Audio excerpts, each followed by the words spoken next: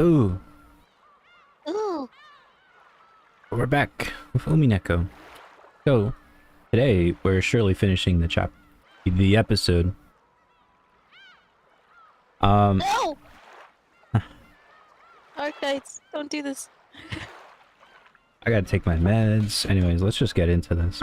There's not much to say other than I wish stuff happened in this game. It will. I believe. Only at the 80th hour will something finally happen. I think we're reaching that point soon. I went to the parlor, my AC's on, so my mic might be a little scuffed for a moment, but it's hot in my room. I was a bit worried that while we were gone, a creepy magic circle or something might have been drawn on the parlor door. But thankfully, we didn't find anything like that. Thank you, Genji-san. This is far enough. Please rest for the day. Certainly. Then, please excuse me. We just have 2 characters each to voice, if you don't count these 2.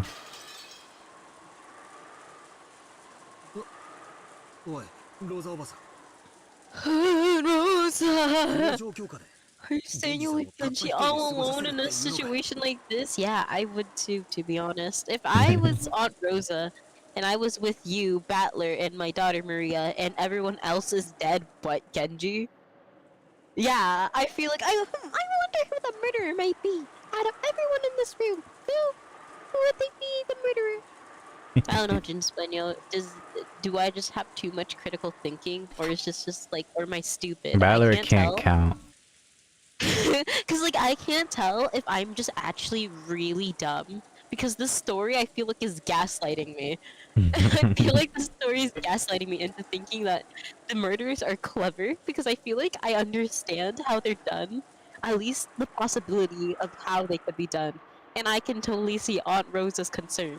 Especially concerning the fact that she's probably like some sort of like... She was probably involved in some way. With the letters and stuff, so like she probably knows who did it, okay? And like Ushiromia Battler is just like, please, it's Beatrice, it's Beatrice, it's Beatrice. Oh, what's wrong with my popsicle? You think wait, wouldn't it be funny if Shannon killed herself because like she's cause like Battler admitted to Beatrice existing? And then, like, she was like, "Aw, this fucking idiot," and then she shoots herself in the head. That's right. I do think it's quite dangerous. But in that case, why is he safe? After those 3 headed to Natsuhi Ne-san's room, he was alone the whole time, and yet he's safe. It's a wolves and sheep puzzle. Why would a sheep be safe if it was all alone, and therefore in its weakest possible position?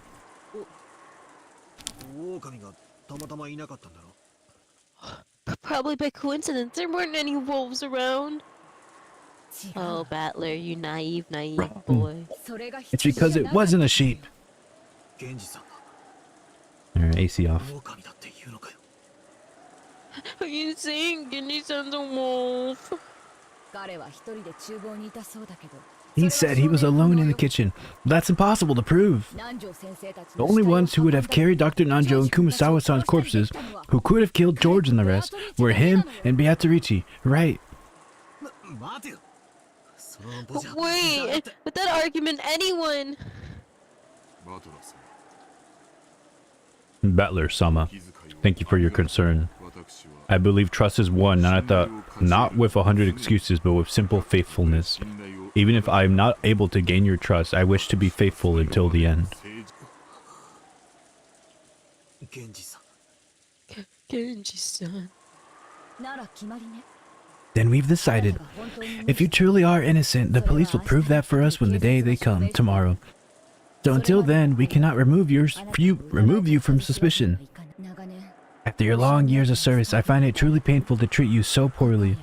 Please understand about tonight. And when tomorrow comes, when the Uminekos cry, please let us make up again. When the Uminekos cry. Genji-san gave his small head. Wait, Genji's small head. Genji-san gave his head a small shake. Today and tomorrow, I will continue to be a servant of the Ushiramiya family. If you need anything, please say so at any time. Then, if you will excuse me. After hearing all that, there was nothing left to say. Genji-san bowed deeply and left down the hall.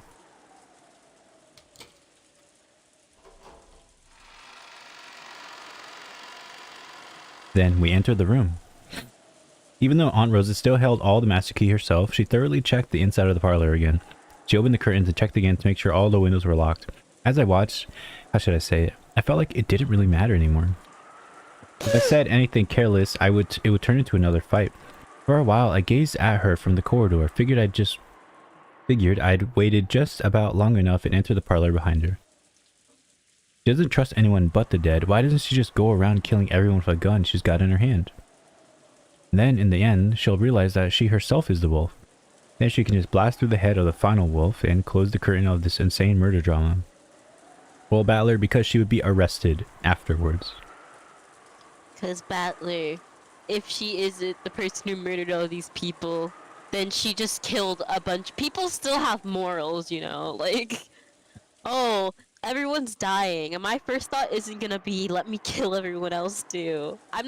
She's not, like, accusing people out of, like, malice. She's doing it because they committed a murder. I don't know Balor's reasoning. I guess I get it, because he's traumatized and he doesn't want, like, anyone to be the murderer. He wants to trust in people, but it's just, like, I don't know.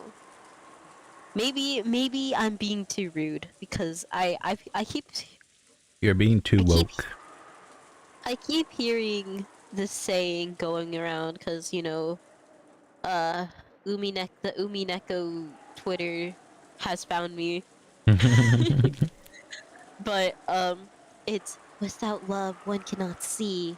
And it's like, am I not seeing something here because I'm a bitter person, or am I just like...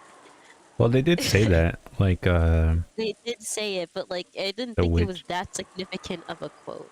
And maybe it's because I didn't play Higurashi yet.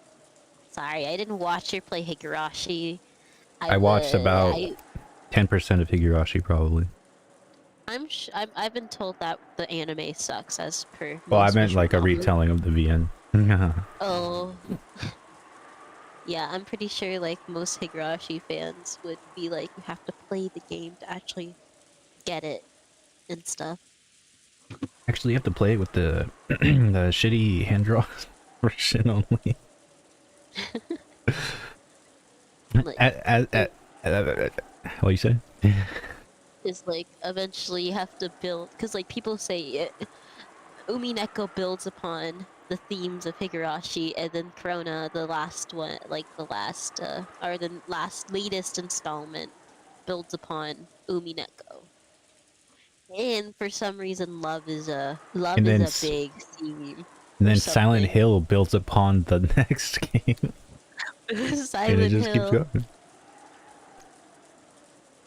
I mean, I understand, like, without love, one cannot be seen. I actually, like, and, like, it's just, like, understand. nothing has... I mean, I'm assuming, what does that like, really mean? It'll explain it later, but I'm assuming, like... I'm assuming it'll explain it later, but I'm assuming that, like, what Shannon is trying to enforce is supposed to be, like, something related to that, because she's like, no, I'm not furniture. Just believe in love. Love. I love George. I love this older 23-year-old man dating a 16-year-old. You see, you know love is real because she could never lust after George. Because he's just so ugly.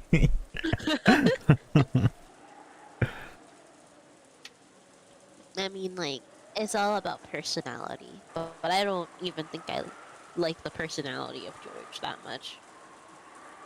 I love Rosato's personality.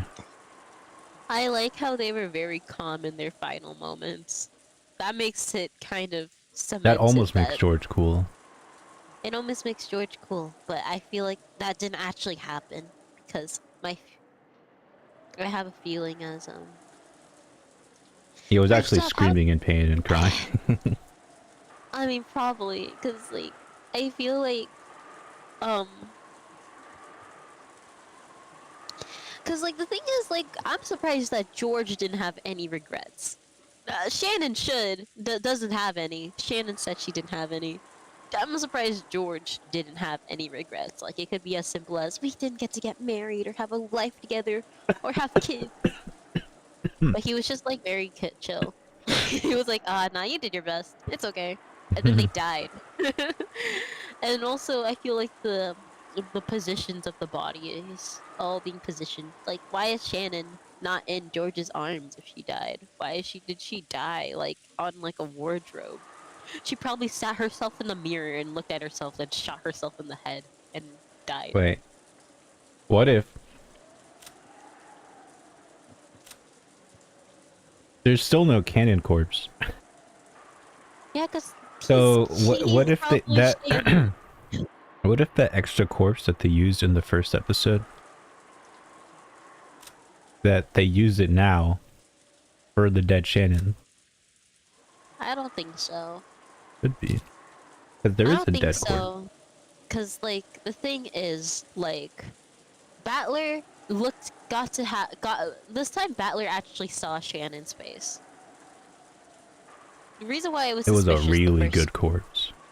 the first episode was suspicious because Hideyoshi and what if wouldn't it be funny if they dressed up Kinzu's dead body in fucking Shannon's outfit and then Shannon fucking burnt it later on? That's kind of funny. Just imagine that, because that's where an extra corpse could come from.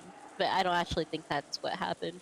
But I do think the reason why this Shannon is probably actually dead is probably because like Battler actually did see her face, and Battler probably knows what Shannon looks like, and though there was a big hole in her head, it, I'm sure he could recognize her facial features for the most part. And then secondly, the dagger was not stabbed into her head.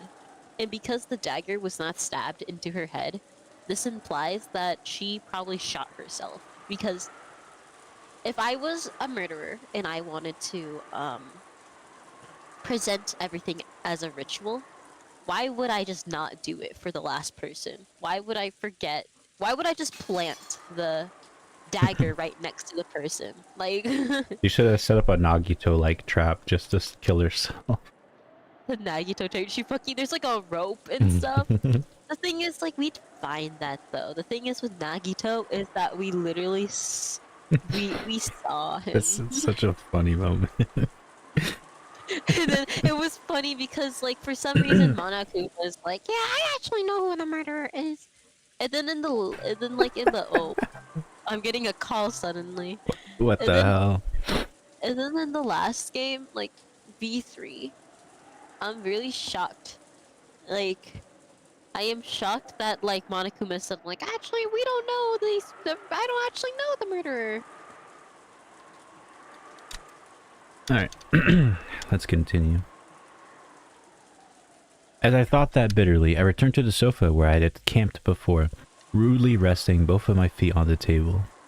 When I tried to do that, I found something there and stopped moving my feet. What the? What is this? Oh, that's not me.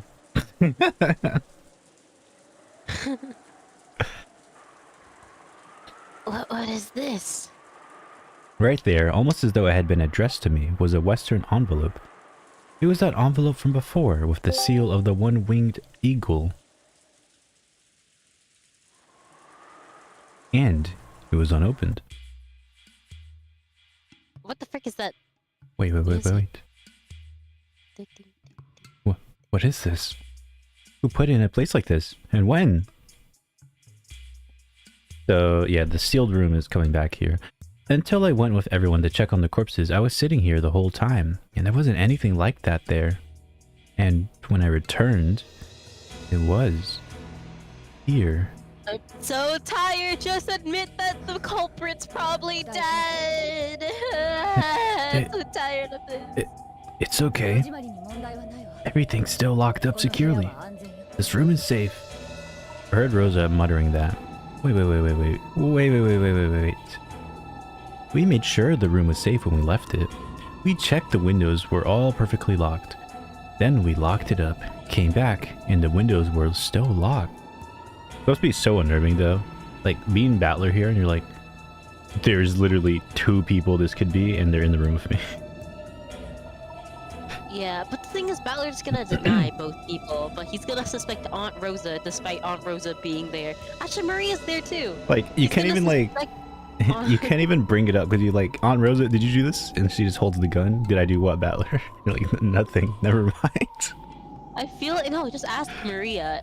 Because the thing is, Maria is on Battler's side now. It's like, hey, has Aunt Rosa been here the whole time? And if she's gonna... And Maria's probably gonna go like, uh-huh. And then if Aunt Rosa and Maria have been in the same room as Battler, even when he was napping, which I don't know why he took that stupid-ass nap in the first place. He's so eepy. He was just so eepy. But if they were all in the same room together, okay. Case closed. It was Genji. Sorry. It's so easy. It's so easy. Use your critical thinking skills. Then, unless Aunt Rosa did plant the thing, but I don't care. I'm telling you, it's gotta be. Then we locked it up, came back, and when the middle of the I read that. Then, wait, who put this letter here? And how? I opened the letter. 2 pieces of stationery came out. What? I didn't know that was a noun. The first page had a magic circle drawn on it with something like blood. If I asked Maria, she'd probably know what it meant. And there was writing on the other page. Have you made progress in solving the epitaph? In just a short while, your time will be up in a flash. The 9th twilight will begin soon. There was no mistake. It was a letter from Beatrice.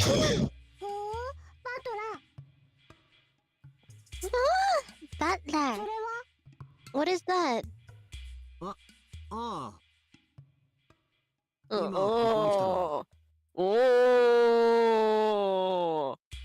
When we came here just now.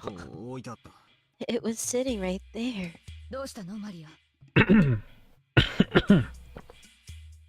What happened, Maria? Huh? Bella-kun, that letter? Waiter. It was sitting right here. Why? You thought we checked to make sure this room was locked. What? Genji! Genji was in this room though. Genji was probably in this room. When? Why? Why? I don't know. Like, I feel like Genji had a chance to be in this room. Okay. But the thing is, but the thing is, Rosa had a chance to talk to Genji, right? Well, yeah, because Balor is napping, so anything could have happened. Yeah. Rosa had a chance to talk to Genji outside of this room. It's a good chance that either Rosa...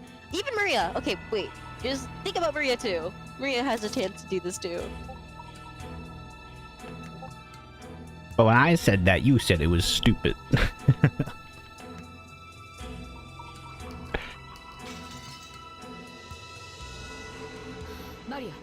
Maria, come here. Aunt Rosa closed her eyes just a little and after thinking silently for a moment, told Maria to come. Maria obeyed her mother's words.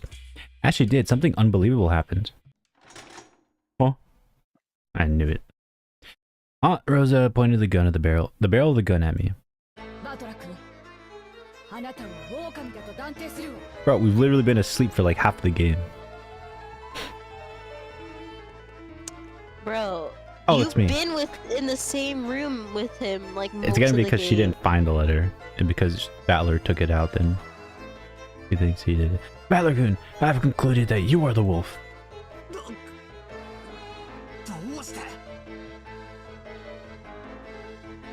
Why? When I came into the room just now, I saw that there was nothing on the table at all, and I knew that Maria did not approach the table. We're talking about a short stretch of time. But the only one who claims to have approached the table and found the letter is you. How can you?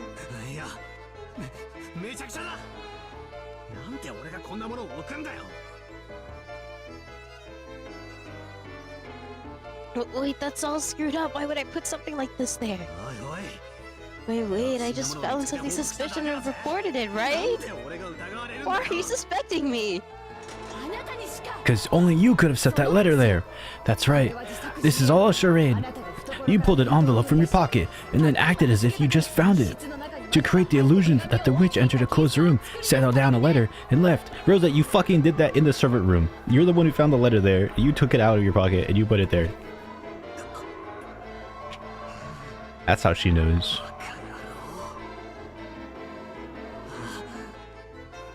Dumbass, are you thinking like that again?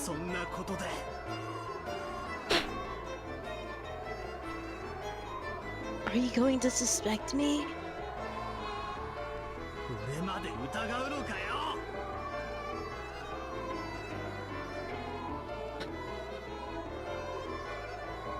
Tyler just walks to the kitchen.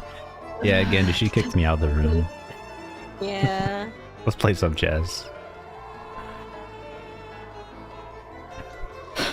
I'm so tired. I'm so tired. I know she's just. Okay, so there's a chance that I feel like. Okay, if she's acting like this, there's a chance that she actually. There is. Because, like, for me, there is no point. If I put that letter there, or, like, whatever, there's no point in acting like Battler is the one that did it. It's not like the police, like. I don't fucking know, man. But.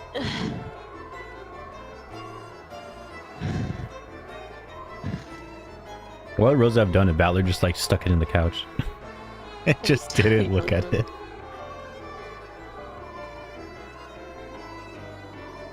Could have thought quicker than that, Battler.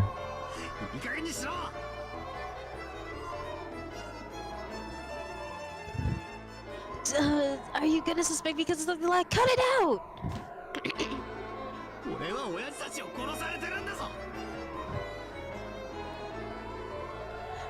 My dad and everyone else were killed. Why would I be part of the culprit scheme? True. Even if you were offered a large sum of money, I don't want to believe that the existence of the sort of demon who could sell out their own parents. Bro, it doesn't even make sense because Battler literally removed himself from the family. He took himself out of the inheritance willingly. So would he really go through the trouble of killing everybody just to get back in there?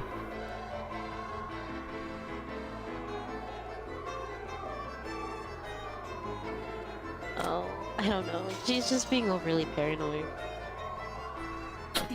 Then again, maybe such a demon does exist. No, there's no bad way to say it. Oh, that's a bad way to say it. What if you didn't view Rudolph Nissan and Kairi-san as your parents?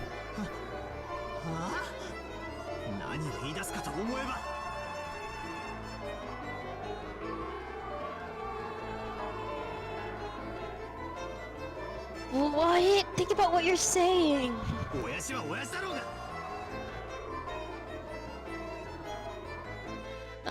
Think about Tad as dad, right?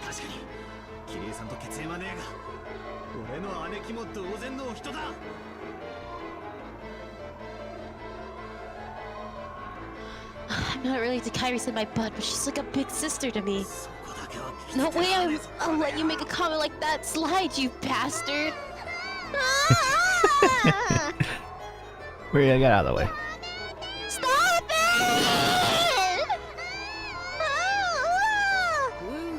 I'm saying ooh. I'm sorry. That's a bad way to put it. True, Ushirime Battler-kun may be Rudolph Nissan's child. But are you really Battler-kun? Oh my god. Who else, what else kid has fucking red hair that you know? What the hell are you talking about? If I'm not Battler, who else do I look like? All of us, including Rudolph Nissan, are seeing you for the first time in 6 years. No one can prove that you really are Ushirime Battler, right? Maybe you aren't Battler, but someone who snuck in, making a skillful bid to steal the wealth of the Ushirime family. Can you really prove that you're Ushirime Battler? Right here, right now? Cut it out, damn it! Kind of low-key maybe right, except for the motive wouldn't work. But the fact that they don't know what he looks like is reasonable.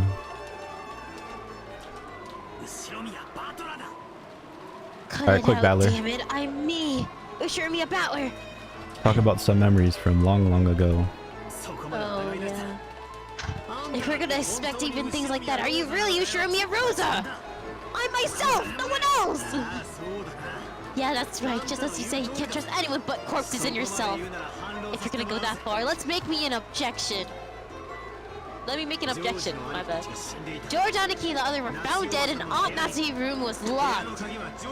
George Aniki had the key to that room, right? And now, the only one with the master key is you, Aunt Rosa, right? Are you the only one who could unlock that room? My theory goes like this. You're in contact with the real oh my god, he's using brain cells. And while I wasn't looking, you let them go to the 5 master key. That the type of person to fucking finally say this after nearly everybody's dead and he's the only one in this room against the person who's the culprit with a fucking shotgun pointed at him. Battler, why do you mention this now? Battler's the one to make this out, like, to finally say this after, like, everyone's dead, and he's just blindly guessing because he's anxious right now. Dude, he's like, if more people die, maybe I can guess who the killer is. Battler's smugly's like, yeah, I win, and then fucking Rosa shoots him.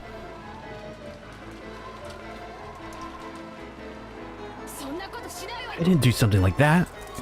See, there are 5 of them here, right?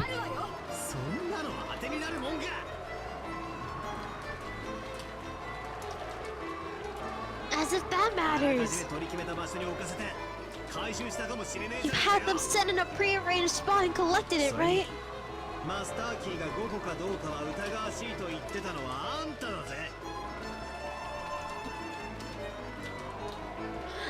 You could have had them set in a pre-arranged spot and collected it, right? And you weren't the one who doubted whether or not there were 5 master keys! Were you? You were the one. So how do you suggest that someone other than yourself placed this letter there? Until you find proof someone else did it, you're a wolf.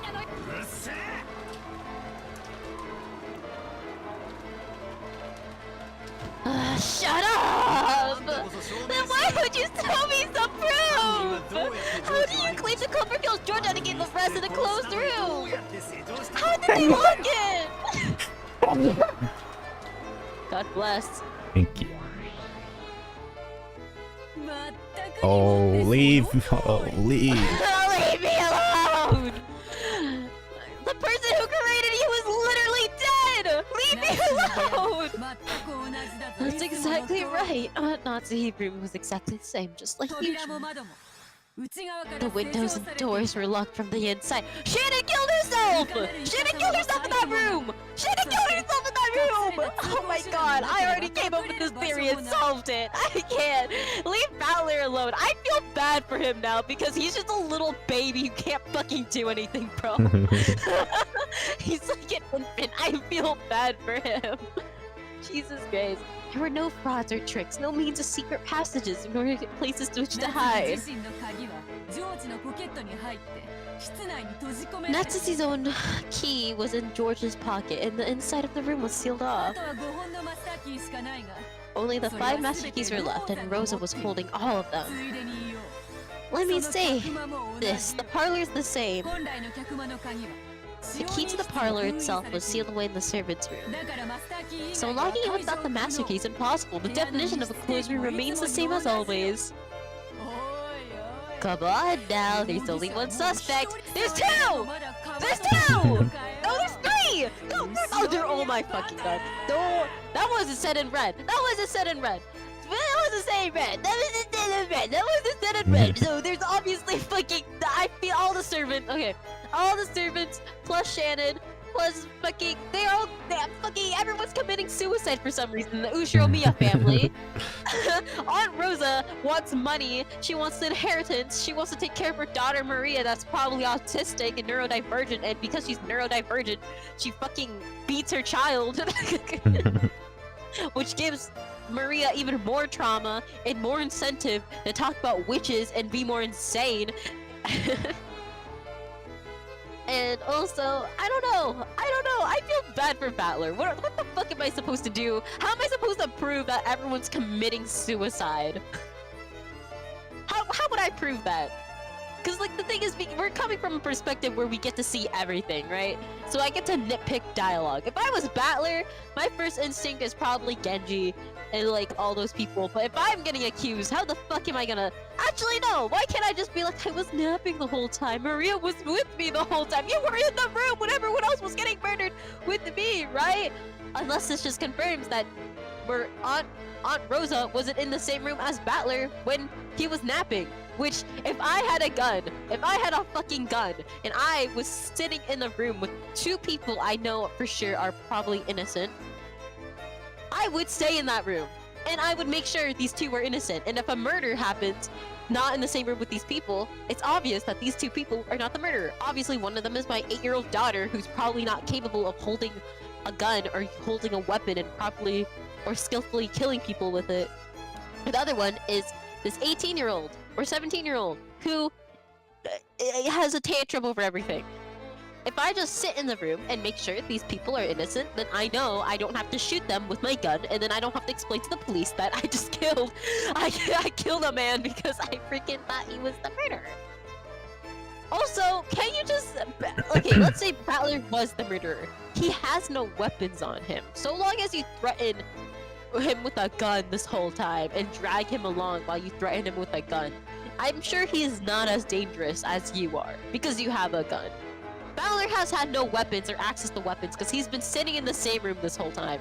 He's obviously not the murderer. And it isn't some bullshit like, oh, I blacked out and I killed everyone. Well, it better be not like, oh, actually the plot twist is, oh, Battler actually killed them all when he blacked out, when he was snapping. I don't think so, because Maria has been with him this whole time. It has to be Shannon and Cannon and all those people. Jesus fucking Christ. This game is actually, like, gonna give me an aneurysm. I'm using too much logic. I'm not doing enough. Sorry, I'm not reacting with enough love. I do not believe because I do not love, apparently. Or something like that. I don't understand. Or maybe this is Anyways. Shut up! So that's so real, bro. You shut up too! You're the one who should shut up. How do you claim the letter was placed there by anyone other than you? Unless you can prove such a thing happened, you're a wolf. If we can suspect me, then I can suspect you too! So try show me some proof yourself! Tyler, you don't have the gun! And anyway, weren't you the first person to enter this room and start checking the windows on Rosa? Then you guessed that I'd go back where I'd be sitting and secretly put the letter there. It's possible to suspect that this is a trap of yours, right? We're gonna both ask Maria. Maria, who do you think did it? Honestly, Maria would probably choose, like, Rosa. Like, let's be honest here. Maria likes Battler because Battler is like, I'm sorry, Maria. I believe. So Why would I use a trap like that? If I was a wolf, I'd just shoot you with the gun, no questions. that proves nothing. Maybe you could choose a roundabout way to setting up a clever trap because you couldn't commit a murder in front of Maria! All the master keys are in your hands! So what happened? Both are in the last room. Both here in the last room was all you're doing, right? If you think you can talk your way out of this, then let's hear your excuses. That's right, you've been persistent with this. Tyler's gonna finally think. Isn't even though 6 adults in the family conference were killed, you were the only exception? Why were you the only one not in the chapel? There's only one reason. You invited 10 of the rest there and killed them. Damn it. That explains everything, doesn't it? Don't fuck with me. Why is he talking like a fucking freak, by the way? Bro is so emotional I don't know if you right can hear his JP voice in the background. He's like, don't fuck with me. Don't fuck with me. Bro is from New York. What the hell?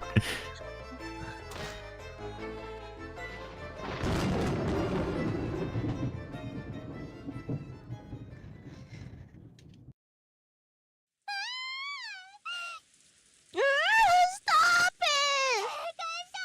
You mustn't fight! Mama too! Mommy too! Stop it! Stop it!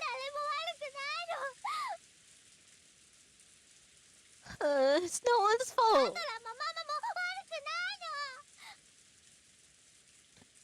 It's not Paddler's or Mama's fault. The witch did all this. I was stabbed with magic. It's someone's fault. Maria thrust herself in between Aunt Rosa and me as the blood started rising to our heads. I was taken aback by Maria's crying voice and returned to my senses. I had acted shamefully just now. My eyes filled with tears.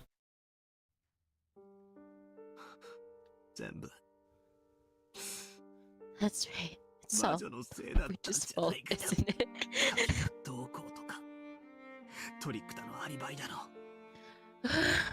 All this about keys, tricks, and alibis. I'm turning the AC back on. All of it was stupid. It's all useless. Even though it's the work of the witch, we weren't even able to trust others as humans. I Aunt Rosa from the beginning. There wasn't a human culprit. It was all work of the witch. Oh, there's no way you're the culprit. There's no way Maria Kenji's side or I am either. Why has it come to this? Why am I screaming at Aunt Rosa, who I loved? Why am I having this fight? Why is the kind of aunt I love so much? Why? Why does everyone have to suspect each other? I'm not gonna suspect my aunt. I'm not gonna suspect anyone. It's all the work of the witch. It's all the work of Beatrice. It's all the crime that Beatrice committed with magic. Beatrice, please show yourself here. Oh my fucking god. And confess to us that you did everything. I'm ready. I'm sorry. We've been suspecting each other like this. Don't forgive us. Release us. Release us from this house, suspecting each other until we see each other die. Give me my kind relatives and cousins back. I hate it all. You definitely exist. It's your victory. Show yourself, oh, PG. Sounds like Kinza.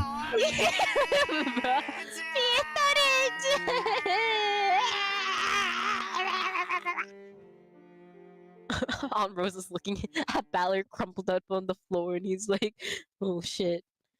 And here comes Kinzo in a dress. Oh my god!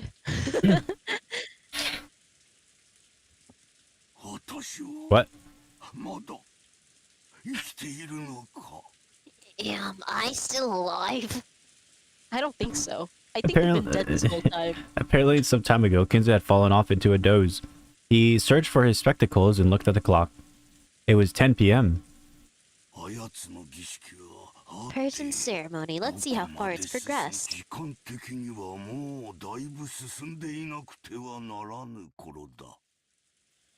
It must have been quite far by by this time. I can't read, bro. Kinzo lifted his heavy body from the chair and approached the portrait of the witch that he had gazed at every day.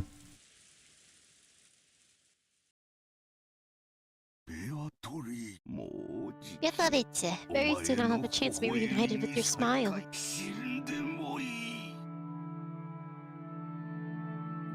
I care not if I die.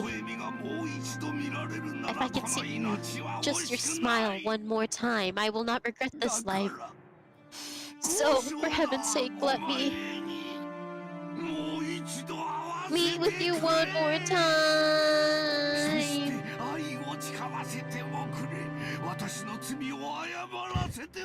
Let me swear my love to you. Let me apologize for my crimes. Oh.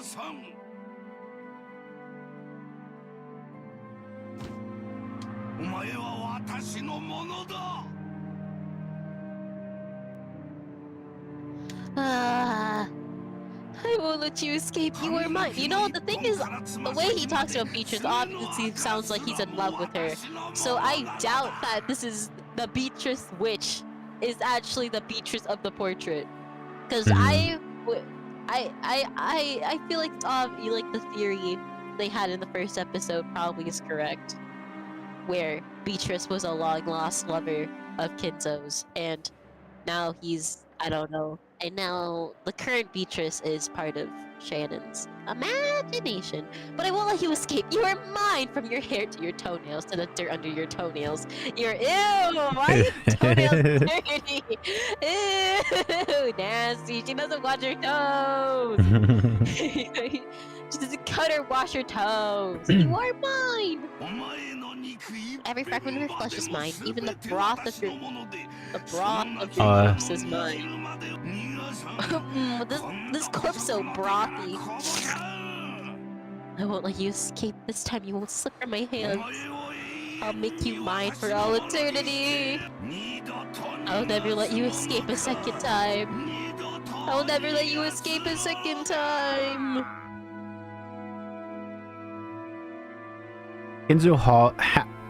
Kinzu howled in rage and then suddenly fell to his knees as he shook and scraped at the wall. In an instant, he started sobbing.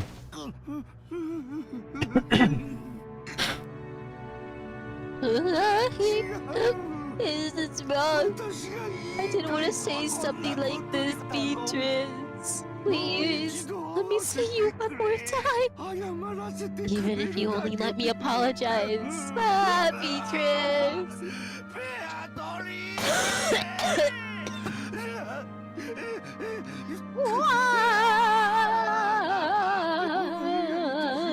You are my beloved. You're beloved. Yearned for. I was mistaken. If you would just smile, I wouldn't need anything else.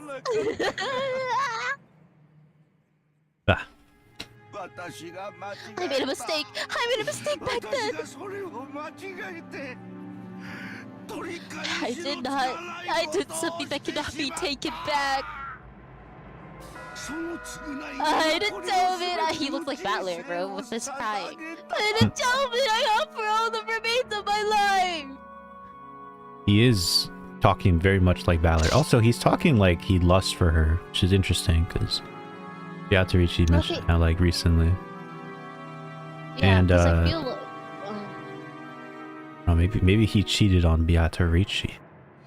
yeah, I feel like Beatrice, the real one, like the one from all the way back then, probably like was probably a lover of his, but then like let's say Kinzo had to like marry someone, like it was a sign for him to be, you know, like how like rich people tend to like set up other rich people to marry rich people. Maybe he was in an arranged marriage, and so he had to leave Beatrice for the sake of money, or like the Ushiromiya family's growing, like whatever, and that means Beatrice left him, and so he's always longed for this golden, and that's why there was the allegations of cheating, or like that he had a blonde-haired mistress, because Kinzo's never let go of this Beatrice, and till the time he died, probably 3 years ago,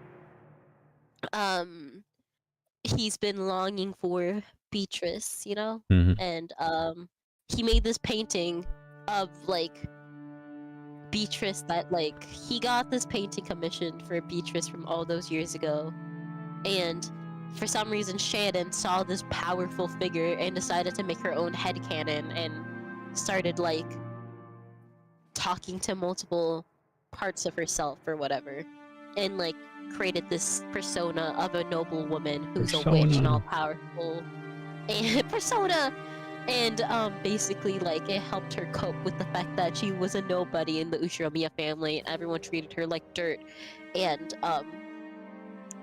for the servants to be loyal to her, she must have also come from like some sort of like important family background, I feel like.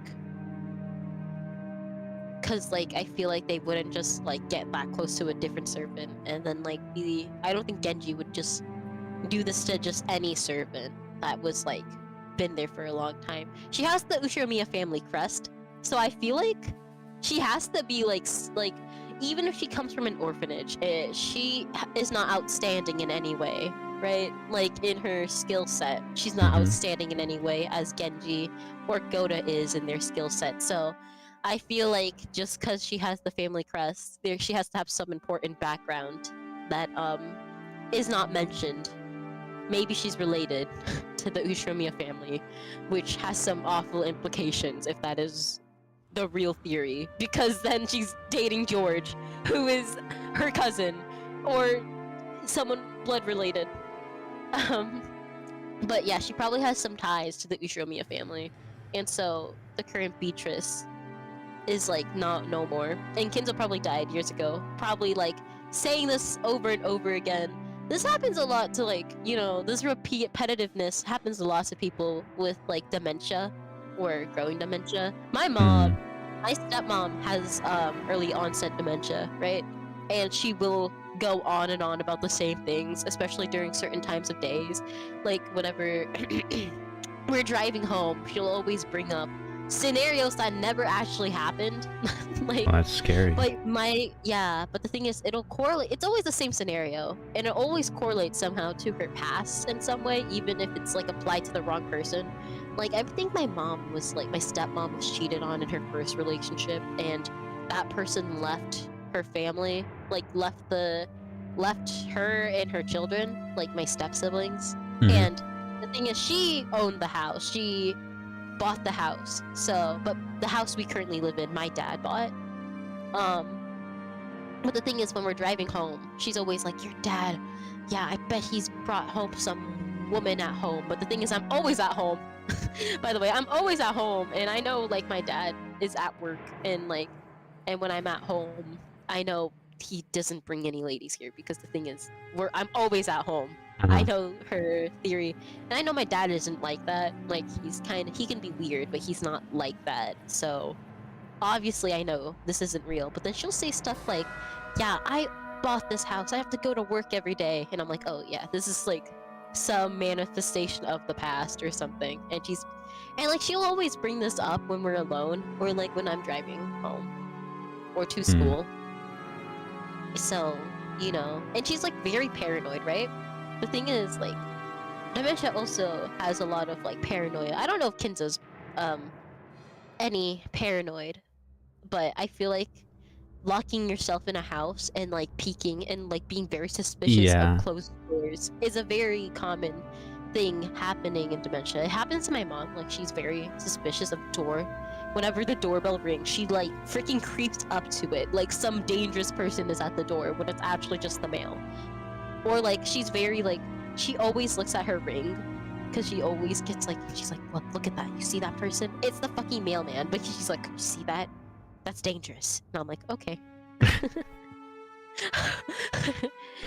But yeah, so I feel like Kinzo is just spouting the same stuff before he died, because old people go through a lot of mental health issues, especially like depression, and Kinzo probably never felt close to anyone after Beatrice, because then that's probably why he thinks the Ushiromiya family feels very trapped, is because like once he got all this wealth and stuff, he was forced to really take on this role of being the Ushiromiya family head and living a life without the person he wanted to love, and that person is gone, and now he's and probably the gold wing thing he adopted from Beatrice. I don't know. Anyways, that's my game theory. Anyways, let's finish the episode.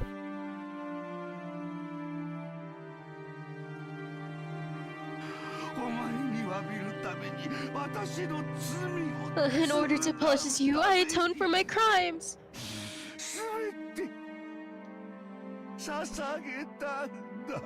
I offered everything. Please, even if I must happen, as I die, at least let me apologize. Just once. Just be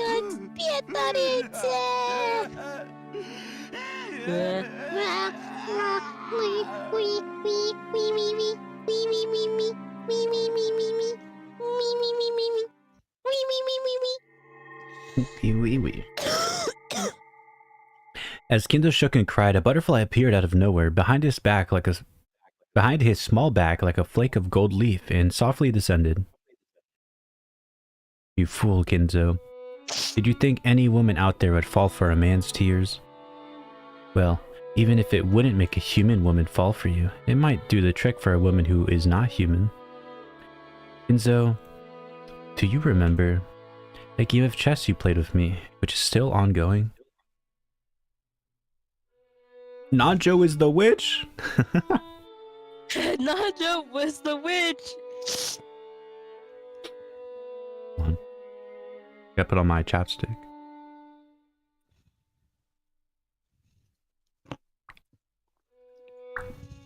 Kinzo, as though he suddenly remembered something, approached the chess set. It was that it has been during the time he'd played with Najo until it is him! It's Najo. Najo is Beatrice. Holy shit, we were wrong. After knocking all the pieces off the chessboard, he began to line them up one by one. It was a setup for an ongoing game. That's right, like this. I advanced my queen. That was quite a spectacular move. Perhaps it was too intense for you. I worried whether you'd abandon your piece or not. I worried for so long. Kinzo waited with the opposite seat empty. Surely very soon his opponent would appear there, and he would be able to restart the game again.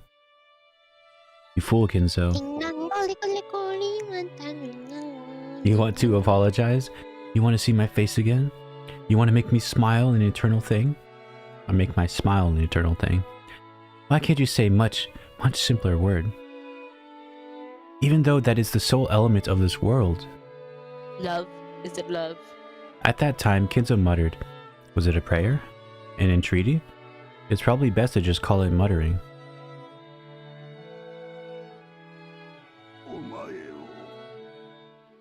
See? I love you, Beatrice. They were pure words, like something an innocent child would say without any evil intent. You really are a fool, Kinzo. If you ever had a chance to do your life over again, know that those words will never cause a woman to fall for you. That's right, not unless a miracle happens. That's what makes this. At that moment, Kinzo definitely heard a small knock, one with a tempo that differed from those of the servants. Who is it? A woman beyond the door didn't answer. I'm asking who you are. Will you not answer? The woman beyond the door didn't answer. Could it be? Oh, maybe could it be? But Beatrice.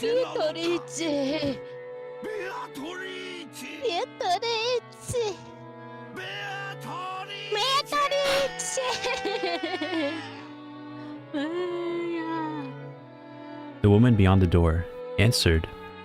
On the 9th twilight the witch shall revive, and none shall be left alive.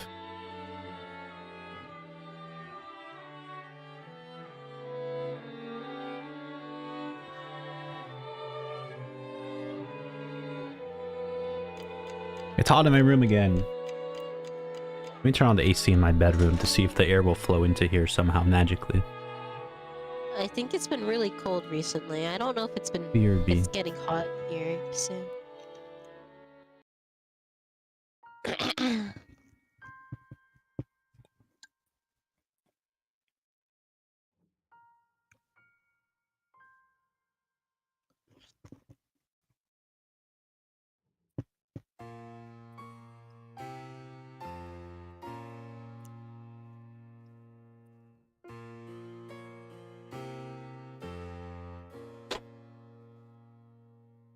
Alright, I also left the door open, so hopefully it flows in. Alright, let's speed this up. Let's finish this tonight. Battler's figure was in the dining hall. He didn't feel like going back to the guest house in the middle of the rain, and wandered half-heartedly around the mansion in search for any place where he could sit before setting up a camp up in the dining hall. Okay, did she kick him out? He didn't even lock the door. He thought the shapeless murderer, or maybe the Golden Witch, might come and kill him now that he was isolated. But he no longer had any desire to resist. He didn't feel like using a locked door to hold off the culprit. He wanted that person to come at him openly from the front. If it was a killer, he wanted to ask them about some of those wonderful closed room tricks as a parting gift. If it was the witch, he hoped she'd at least take his life with some spectacular magic. However, ironically, neither of those two came to meet him. Tyler opened the liquor cabinet on his own and enjoyed the liquor to his heart. Hey, maybe he's kind of a great protag. No longer was there anyone to scold him for drinking alcohol. He boldly rested his legs on the extravagant tablecloth and savored the high-quality liquor, which probably had a mind-boggling price, drinking it down straight from the bottle. Maybe Balor is a good protag. You know, I'm starting to like the guy a bit. I like it when he cries. When they cry.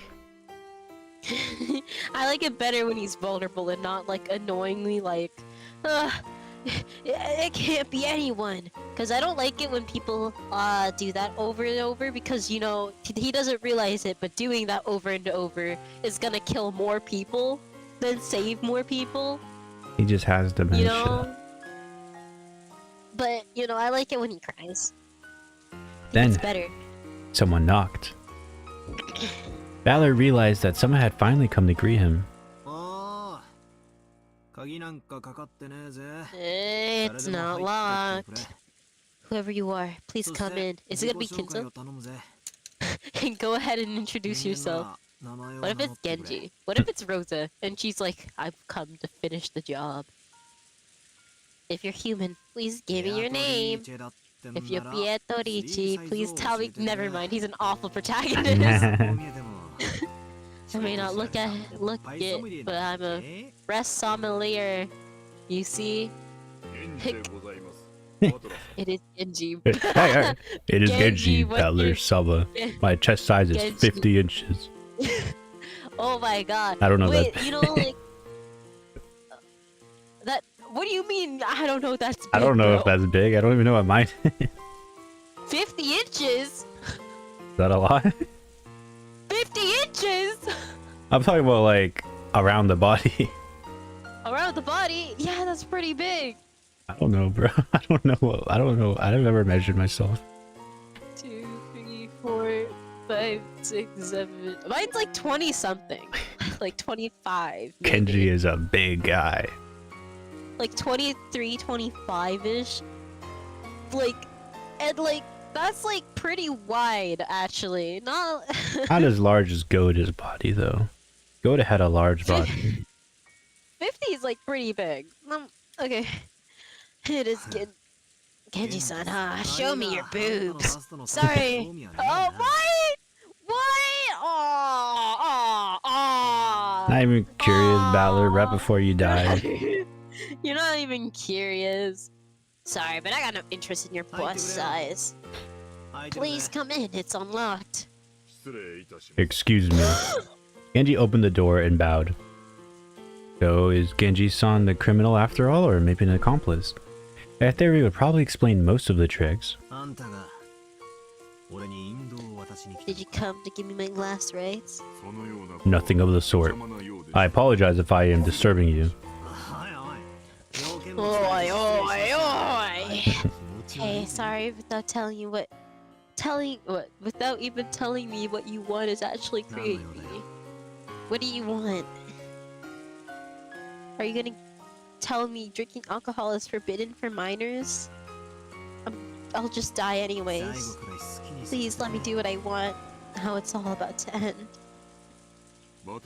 Balor Sama, do you love alcohol so much that you would spend the little time you have left drinking? And those words pierced me. That wasn't true.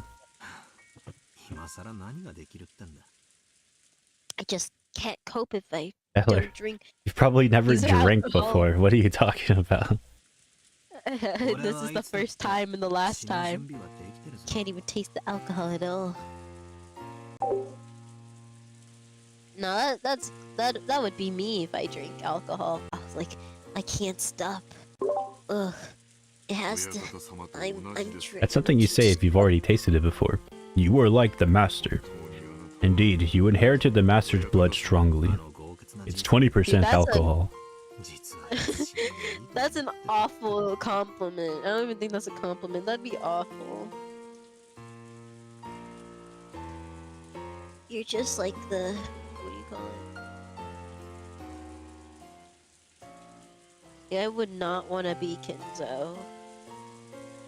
Not... You mean grandfather, the heavy drinker, was drinking to drown his sorrows all the time?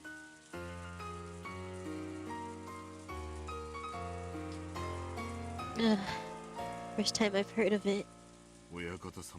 There are several sad incidents. The master's life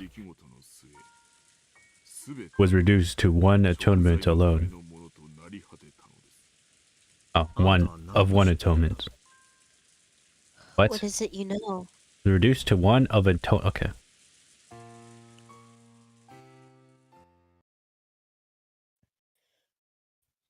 Stab. The Atarichi ceremony was completed when the eighth twilight ended. I believe I can tell you everything now. Number 1 victory royale. Yeah, Fortnite about to get down. The boy right now just got ripped from Dino down. My friend just got down. Read your line.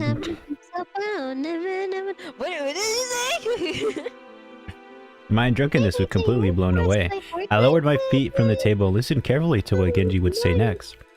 Battler-sama, I shall guide you to the master's study. It would probably be best to hear it directly from both the master and I.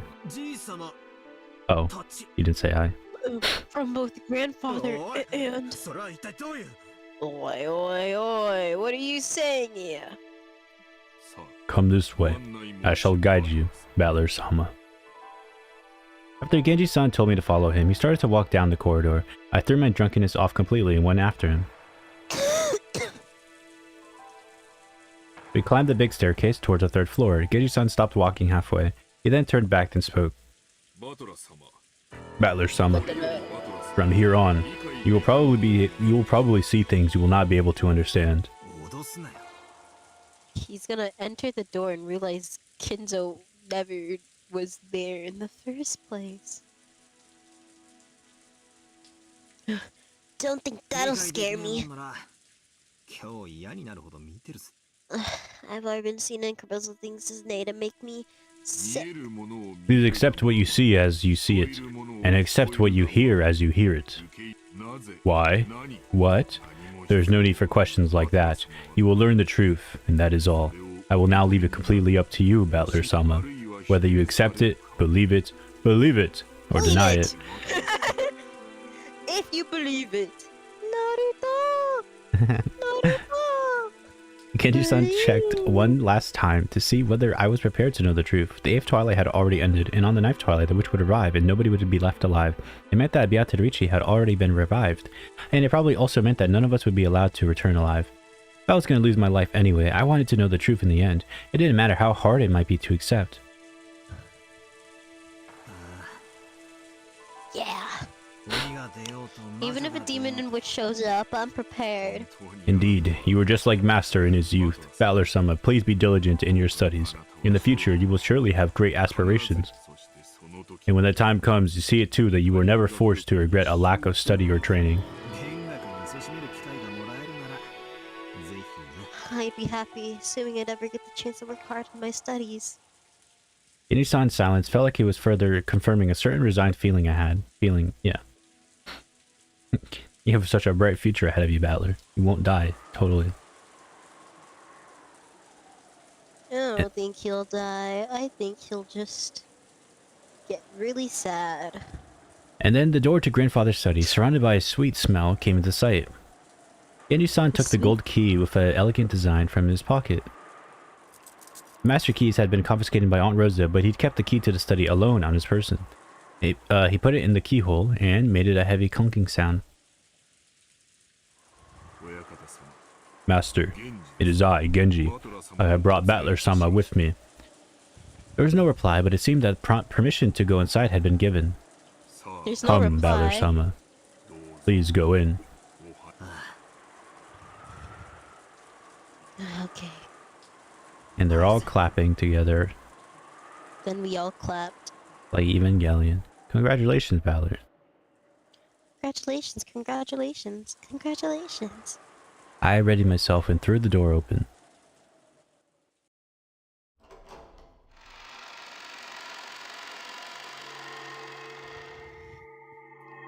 At that moment, I got slightly disorientated by the dazzling golden glow.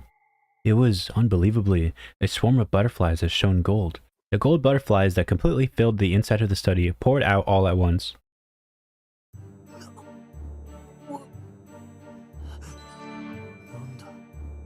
What is this? It was almost like golden leaf confetti. The interior of Grandfather's study was filled with a golden glow. And on the sofa, like a reception chair in the front of the study desk, I could see Grandfather's back. There was someone to the side opposite from Grandfather. It was in shadow, so I couldn't see it well. Master, I brought Battler-sama. Butler, is it? I'm busy thinking right now. I've been silent for a while. Kinzo declared that, unhappily, his back still turned. It seemed he was enjoying a chess game with a visitor. Apparently, the opponent had counterattacked with a superb move. Kinzo seemed to be enjoying himself as he thought deeply, while occasionally laughing and groaning. I have thought for 30 years. I have thought about 30 years about how to counter this move.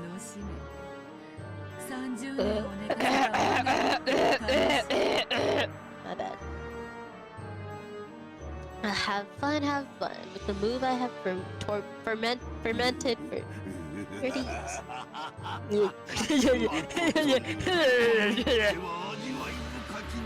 Indeed, this is a deeply matured move. But what the fuck? Okay, I'm no match for you. What is this? What is this? So you gave Butler. I've been waiting for a while. Be silent for Kinzo's sake. He's stupid. Isn't it too early to resign? I could have countered this move in many several ways already. It should have been my first time meeting with that witch. However, I knew this witch. Even though it was our first meeting, I knew her. From the portrait. Valor, who have you been talking to this whole time in your head? I don't think it's even in Battler's head. I think that's from the perspective of Shannon, but Shannon's dead, bro. She popped up when Rosa was arguing about Valor. I feel like that was also in, like, this is all being told in the perspective of Shannon, in my opinion. So, Genji, serve some alcohol for Battler. Bro, he's a minor! Would it be appropriate a little liquor for this man? Get him a rum and coke. He needs to start easy. That which the master has loved since the days of his youth. A pina colada. Good, serve it.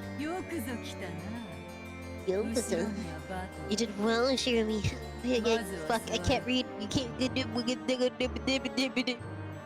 First, sit down. Fuck! Called my name many times, didn't you not? In difference to that, I allow you to meet me. So what will you ask me? What will you inquire? The door to the Golden Land will be open. Soon, we will have a banquet to celebrate my revival. At which I'll be welcoming the witches. In the meantime, I'll answer your questions, as many as you like. I've got a lot I want to ask. What happened on this island? How did incidents like this occur? I want to ask about the closed rooms too.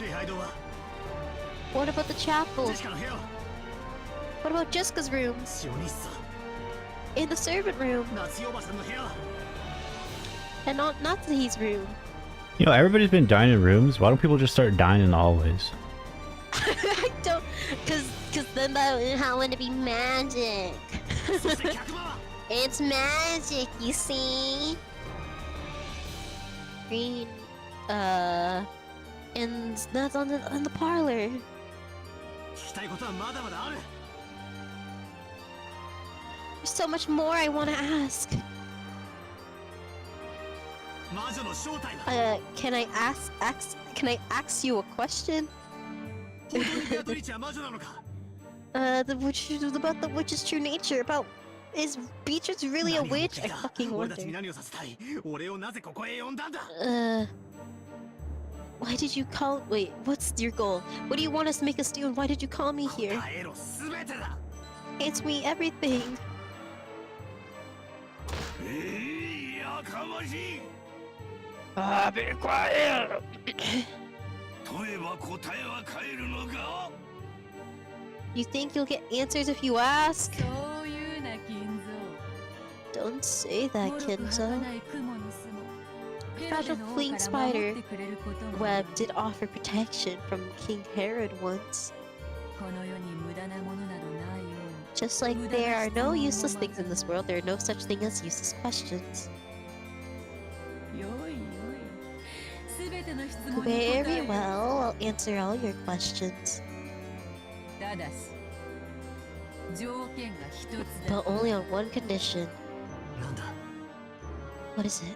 すべてを聞き You hear everything 我 and ら accept の my 存在にな existence. ひざまずき Then you will kneel and kiss my shoes. お前を屈服させたくて I called you because I wanted to make you surrender to me. わらわと金蔵は賭けをし Kenzo, I made a bet. 金蔵が次の手をひらめくのとわらわがそな A た bet. を屈服させるの Which would come first, Kenzo thinking of a new move, or me making you surrender? 負ける気は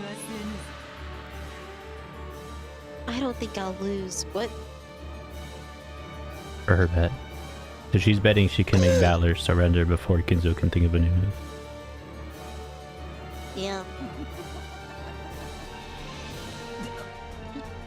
でけえ口を叩きやがって Damn it, you talking so tough. ああいいぜ Yeah, alright. 俺を納得させてみろ Try to convince me. お前が間違いなく魔女さ不思議で素敵な大魔法を使え Try る to convince you, which you can use weird, awesome, powerful magic. We are having soft tacos later. 何でもくれてやれ I'll kiss you or do whatever and do anything else. Oh, ho, ho. The witch cackled gloatingly.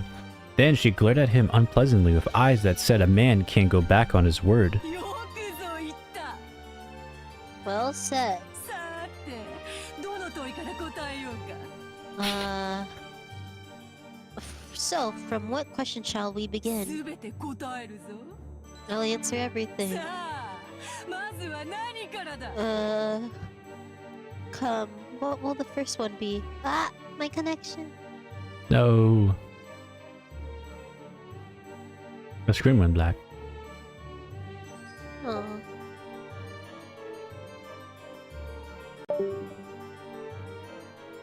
What? Oh. What is happening? Oh This god, I is gotta the read. And then the witch started to tell everything. The end. He began answering all of Battler's questions. Everything made sense. He was convinced by all of it. And then Battler had no choice but to admit it. The witch certainly did exist. He's just drunk. He doesn't mean it. Some strong alcohol. The alcohol was laced with freaking like. What followed is a story that needs no retelling. When the king falls and you are defeated, it's time to start reflecting on the finished game. And then all you can do is set up the pieces one more time. Okay, they're not going to tell us. They want us to figure it out. But then We already Balor, did figure it. but then Balor admitted to the witch that she exists. So isn't the game over? No. I guess Second this is game, only... Turn of the Golden Witch result. This is a lot more anticlimactic. Well, this is the second game. Then there's gonna be 8 games in total. Cross died on the Twilight? first Twilight. Chosen by the key to beat the Golden Land offers a sacrifice. Natsuhi, first Twilight, offers sacrifice. Ava, sacrifice first. Hideyoshi, first. Sacrifice. Rudolph died first, offers sacrifice. Kyrie's the same.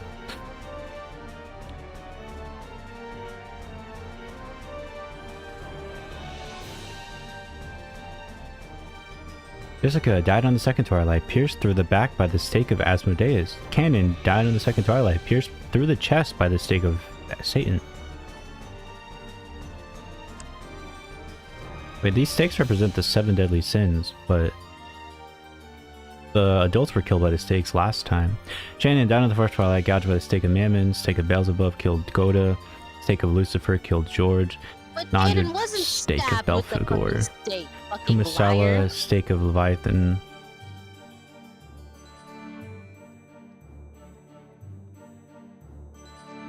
He died in his little Scrabble.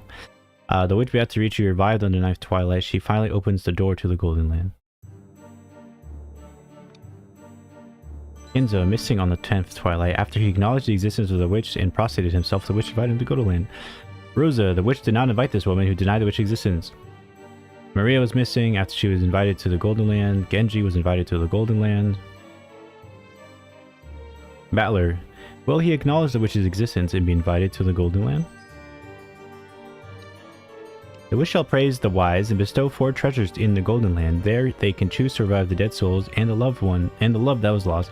After all, if their desire had been a mountain of gold of any size, they would not have been able to receive it.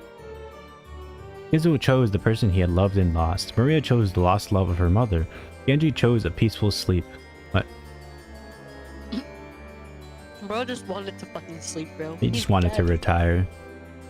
And Balor has not... Oh. Sleep peacefully, Beatrice, and let nothing disturb your slumber ever again. I like the ending to this one better. The winner is the Golden Witch Beatrice because time ran out before any of the 18 could solve the riddle. All 18 died. When the seagulls cried, none were left alive. Oh, this one just kind of ended. Like, at least the first one had the epic Natsuhi scene, where my goat was awesome.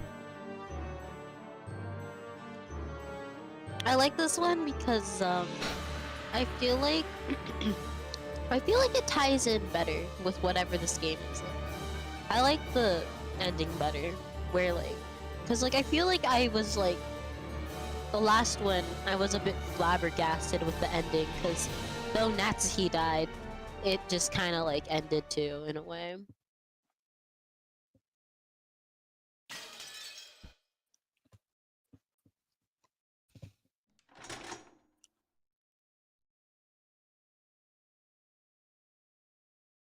It's not even midnight though.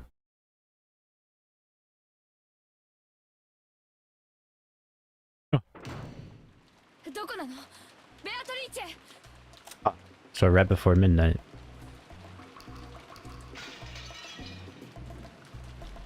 Oh, was there anything new there? No, it's just all these people still. Wait. Okay. Why are you Beatrice? Show yourself! Beatrice! Rosa finally arrived at the chapel. She pointed the gun around, screaming at the witch's name, but there was no way she could receive an answer. After grimacing slightly, she noisily approached the table where her sibling corpses still lay exposed and stretched out an arm towards the gold ingot. It was very heavy, but Rosa didn't mind. She wrapped that one up in a blanket and threw it over her shoulder. Elise, just this one? This alone should be worth over 10 million. Without letting go of her gun, Rosa picked up the gold as well. Her shoulders were screaming, but Rosa didn't mind. It'll happen very soon. Very soon the door to the Golden Land will open. Stop laughing with that creepy voice. Where's Beatrice? Yeah, I know. She's around here somewhere, right? You know where, right? Where is she? I don't know. Even when you don't search for her, you'll be able to see her in the Golden Land. Stop laughing like that. It always makes me want to laugh. That's right. This was definitely a witch. Definitely a witch. I didn't understand. I thought she was a human calling herself a witch, but I was wrong. That really is. Oh god, that really was a witch. I won't be fooled by something like that. You're there, right? Come out and show yourself. Beatrice!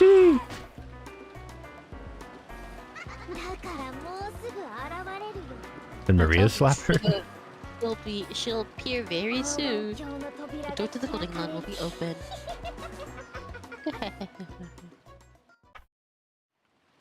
Well, I think we can deduce Rosa was a little money hungry. Mm-hmm. そうだ。それでよかったのだ。 That's right. Isn't that splendid?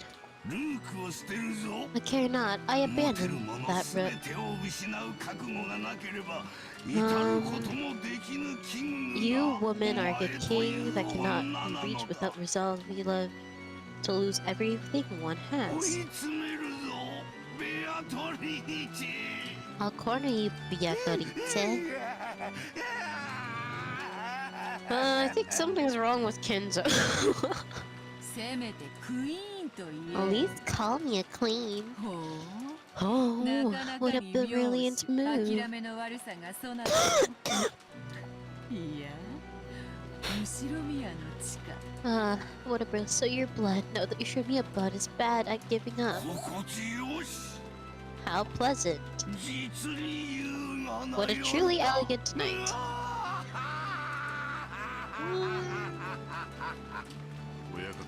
Master, Beatrice-sama, it will soon be time for the banquet. もう Already? 早い。 That was お前 fast. と過ごす夜はいつも Every 早い night I pass with you goes by 月 swiftly. がリンゴのように落ち、川面より跳ねる小 The 魚の moon ように hits the sky. 日が昇るの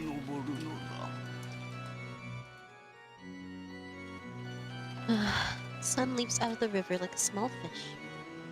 River? It's fish. Like the epitaph. Huh. It is time for us to let it to be.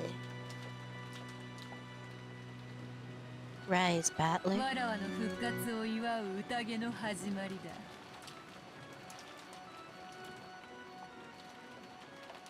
What? What? What? What? You gonna read it? What? Sorry. Rise, battler. The banquet to celebrate my revivals. No, I'm looking at my university 新 stuff. しい家 Mm-hmm. 具いや玩具として紹介しようぞ What? Okay, I accepted this. To do... What?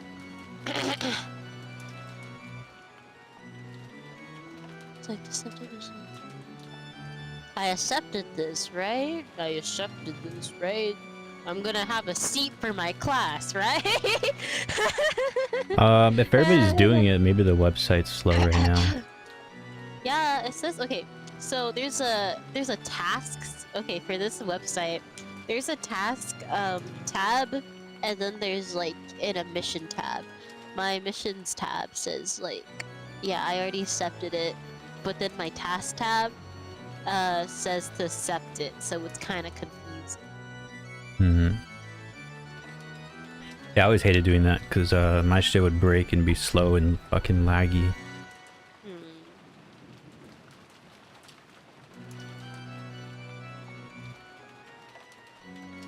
There's a checklist. What?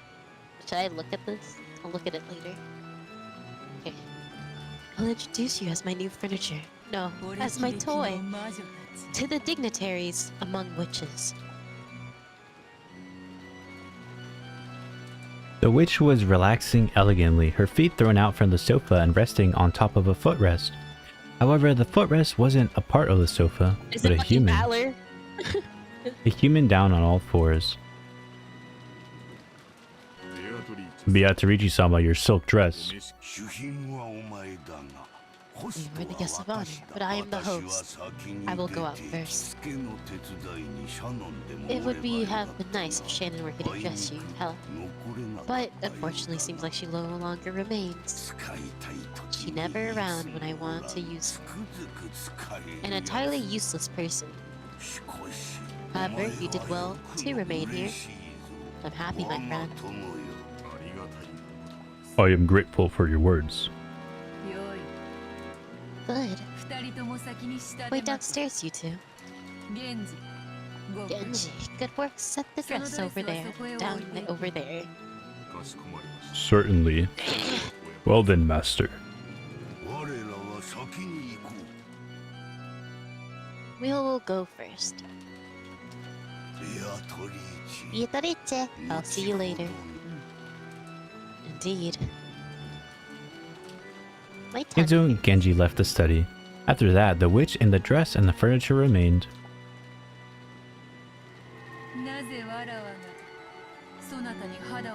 Do you know why I am not embarrassed to show myself to you naked? It's because you're furniture. Furniture. Understand? Furniture.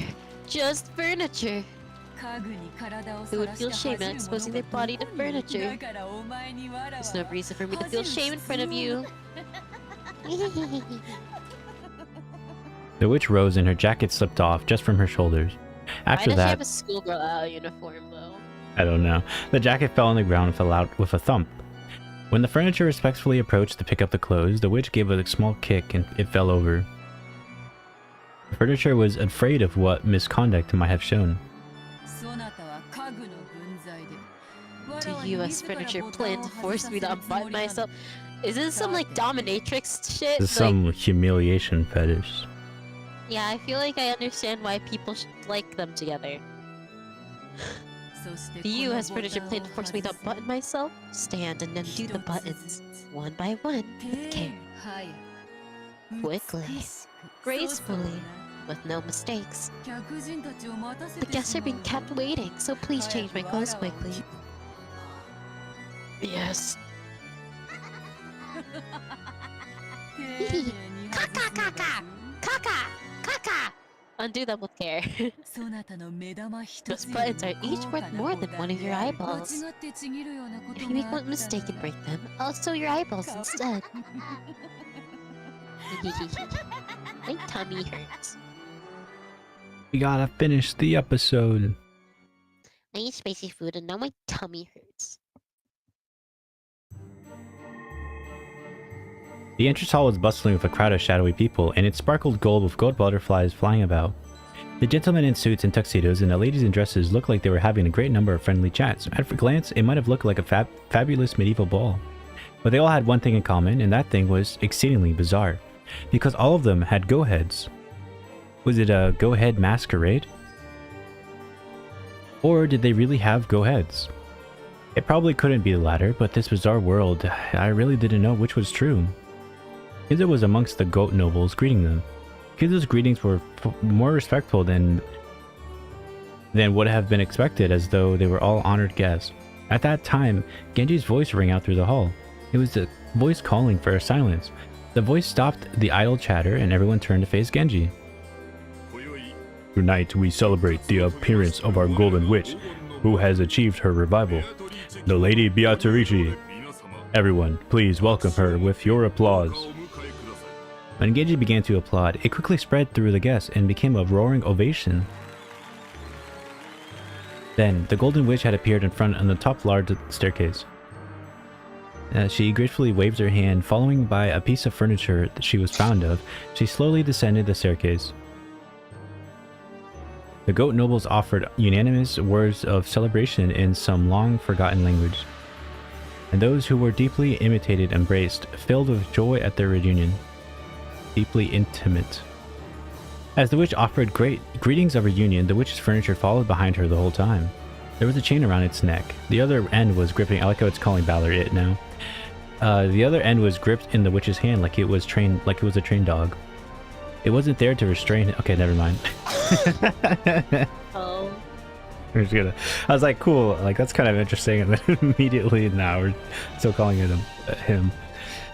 Those chains were a restraining device whose only purpose was to wound the furniture's dignity. He wasn't permitted to wear anything else on his body. This girl's back. One of the young women goats mixed in with the group goat nobles. One of the young women goats mixed in with. Okay, removed her goat mask as the furniture passed in front of her, and she spoke with the eyes that had no light in them. The face seemed to belong to a long-haired young girl. What? He's naked!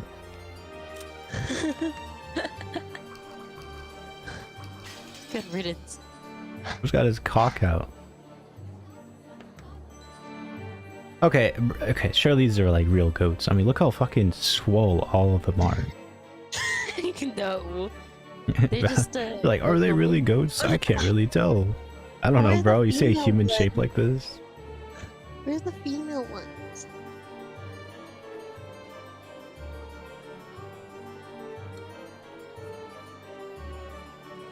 There's only the fucking swole male goats. Unless these are also female. My bad for assuming, actually. Sorry, that wasn't very woke of me. This is a woke stream. This is a woke stream. We're actually not being ironic. We're pretty woke. Yeah, I'm woke. Yeah, I can't remember who voiced her. Did I do it? I think it was you. Okay. I think it was you. I was Beatrice. Except I stopped kind of doing voices for them because I'm sick. Again, I feel like by the time we finish Umineko, I'm gonna be like sick for like I'm gonna be sick at least like a total of 20 times. We can track it. How many days you've been sick through Umineko? This is like the 4th time I've been sick. How pitiful. During... おお、ベルンカステル卿。ベルカステル。これはようこそ。Welcome. ファラワの家具を気に Do you like my furniture? That's a nice hobby. After saying Wait, only that.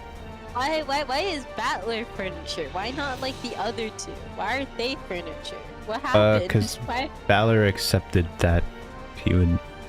Well, I mean, I remember Beatrice saying that she would make Balor her furniture. Oh, is that the bet? No, that wasn't the bet. That was just like, she'll make him admit defeat and make him lose hope, and then he'll become her furniture. After saying only that, the witch called Birkenstell once again put on her goat mask, and was swallowed up by the shadows of the other tall goats. Fuck you. Sore loser. He's ticked. I feel like he's one of the Satans or one of the demons. I don't He's know. ticked off, isn't she? Maybe that's just a random heckler. You're not wrong. The young women goats giggled, and the witch once again let out a high-pitched laugh. Thank you for gathering here for my sake. Why don't we all enjoy the fullest banquet of the witch, where old friends gather from past and present, east and west? We will eat all night. But we killed Gota. All night. No, not the Gota. Slurp on slurp. And chew to bits all night as we join slurps. Look at the clock as it marks the ending hour, the beginning hour melt together. Come. Let us begin the banquet of the witch. When the witch announced the beginning of the banquet, the large clock pointed to 24 hours, and the sound of the bell began to ring out. Now it is time. Open the door, the golden door. Whee!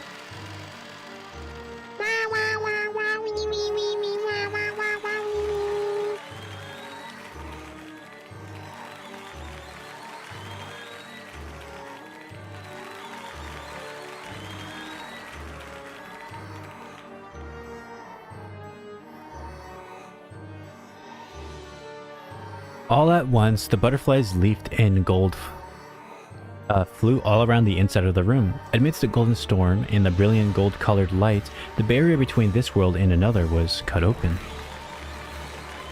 Surrounded by the goats' delighted voices, the mansion of the human world and the mansion of those not human overlapped, and the members of the household who praised the resurrection of the Golden Witch scattered into gold butterflies and poured out into the depths of hell. Okay, so the few remaining. It was a golden tornado, a rondo of golden demons. Come, tonight we will put aside rank. Throw open the wine cellar. Drop the snake's head into the liquor pot.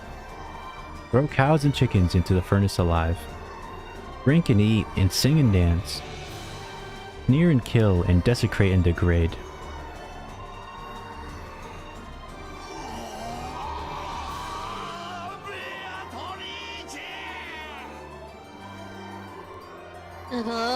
Pitorice, take me to the Golden Land now. To the Golden Land. Ooh, ah, ah. The goat nobles were suddenly crushing in around Kinzo, almost like they were kids demanding the signature of some famous movie star. Only there were two differences. One, they were tearing him to shreds, and two, they weren't kids. First, these were witches, not kids.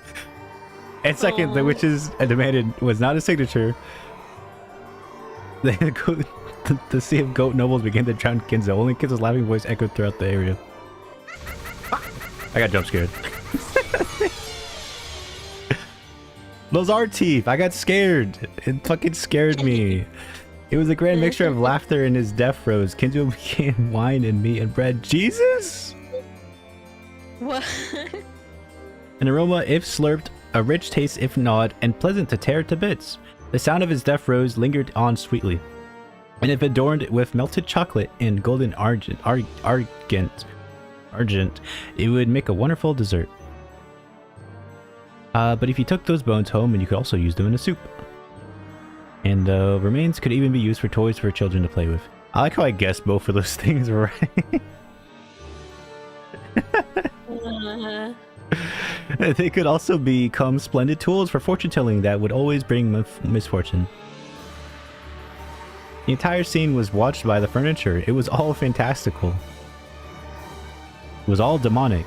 Was that quaking of its supposedly paralyzed heart proof that it could still feel fear?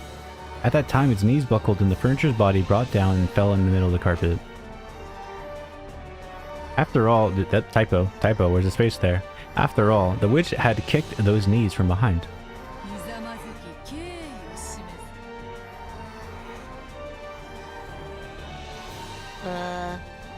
Kneel and show your respect.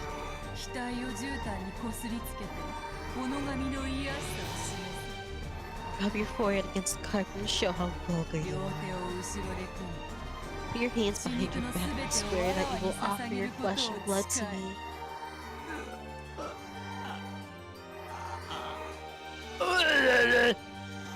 The furniture let out a painful voice. Fear is the most basic emotion humans have. Was that emotion reviving his sense of self, which should already have been slain?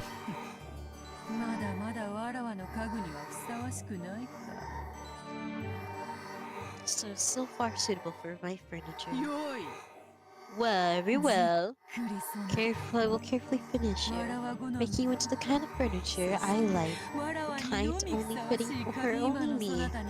As you are now, I doubt you can offer more than entertainment for our guests. The goat nobles were surrounding the crouching furniture.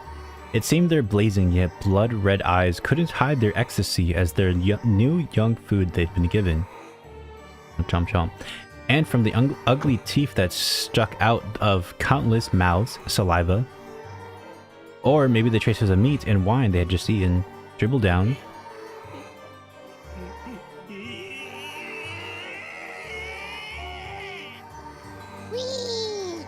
As the furniture let out a wild scream, it retreated, still sitting on its backside. The circle of the goat's nobles was closing in. Who do you think gets to eat his peanut? Or does that just get left out? Then the furniture looked at the witch's face. It had surrendered to the witch, so believing that the witch could show some compassion, it stared at her face in the end. But there was nothing but scorn on the witch's face, and she wasn't even facing the furniture anymore. the witch went off to greet an honored guest with whom she had crossed gazes. The gold nobles looked down upon the furniture. Actually, they had been waiting. Just like how one must remove the cork in order to drink champagne, they had wait for one thing before partaking on the offering served at this banquet. Of course, the furniture didn't know about this thing, but it came out of its mouth all by itself. Just like an unavoidable pop of a cork, it inevitably came out of his mouth. Yachts!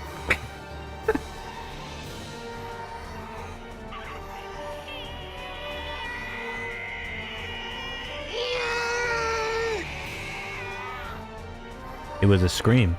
It was a sign that marked the beginning of the modest banquet at which he was to be served.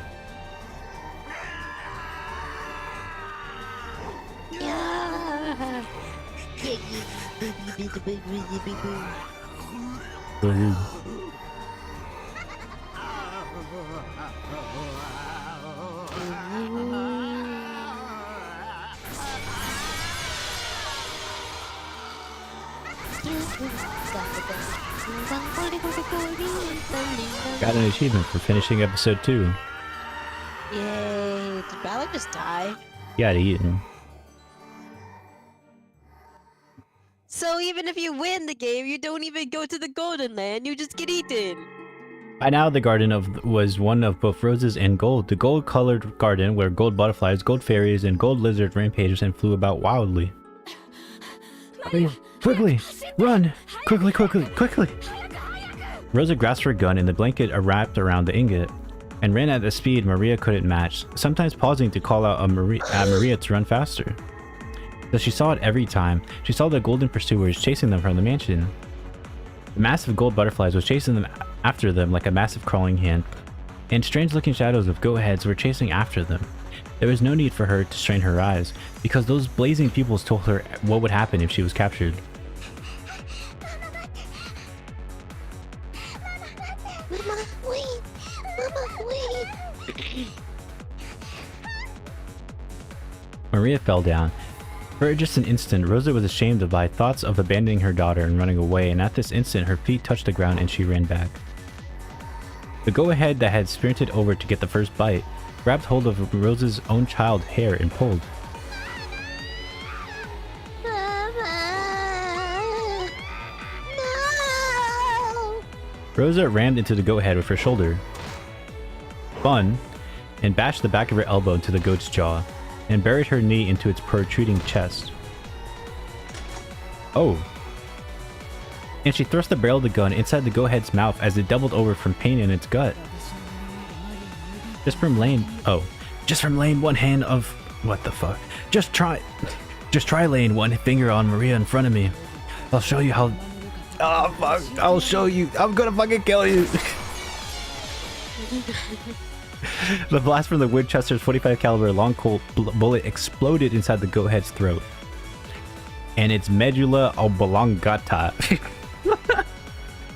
what is this word, was instantly pulverized. The goat head hadn't understood. It had thought women were like pre-opened wine bottles. It had thought that turning them upside down would immediately make their deep red contents come out. Maria, who had been released, hugged Rosa. But the pursuers were still coming. They could see the giant goat heads, who had given up pretending to be human, running towards them from across the rose bushes. Rosa spilled several extra bullets, which had been in the pocket of her coats, all over the place, and told Maria to pick them up.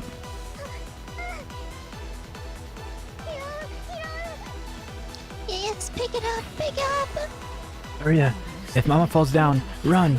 Go to the shore and swim and swim and swim. There's nowhere for us to survive on this island. Oh,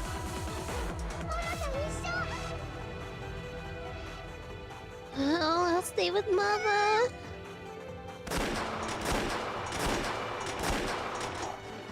Could be all of her bullets. Or maybe she has one left. Can't remember. Rose's gun roared 4 times. But even though the 4 shots didn't hit the massive approaching goat heads even though it did hit them, they didn't even flinch. The goats ran in a violent vigor, and they planned to crush Rosa and Maria with those massive bodies. Put the bullet in, quickly! know how to load a gun? Rosa grasped the blanket with the iron ingot in both hands, and she herself sprinted, pulling it along. Without even an ounce of fear at those strange-looking giants. If I have to protect my daughter, I'll overcome even hell, because she's gonna hit them with the gold bar. I'll show you this golden dream! What was that? They rotated the PNG. Rosa roared. The go-heads roared. That terrible heavy ingot, after picking up a fearsome centrifugal force and speed, it slammed into the head of the go-head. Rosa pulled a fountain pen from her pocket, but she held it crooked.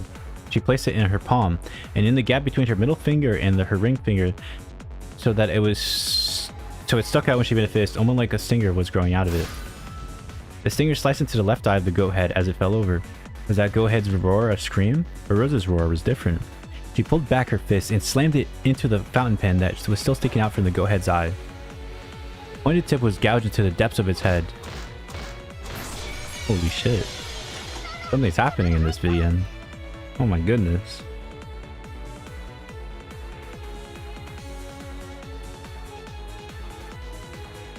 Mama, the ball went in. Good job! When Rosa grabbed the gun Maria had thrown, the giant finally tumbled over the ground with a thunderous crash. However, at the same time, the goat-head pursuers on the other side of the rose bushes increased in number. I've gained enough distance now. I held onto the blanket wrapped around the gold ingot and the gun, and once again ran with Maria. Why am I running with the gun in my right hand and the gold in my left? Why don't I just let go of one hand and grasp Maria's hand?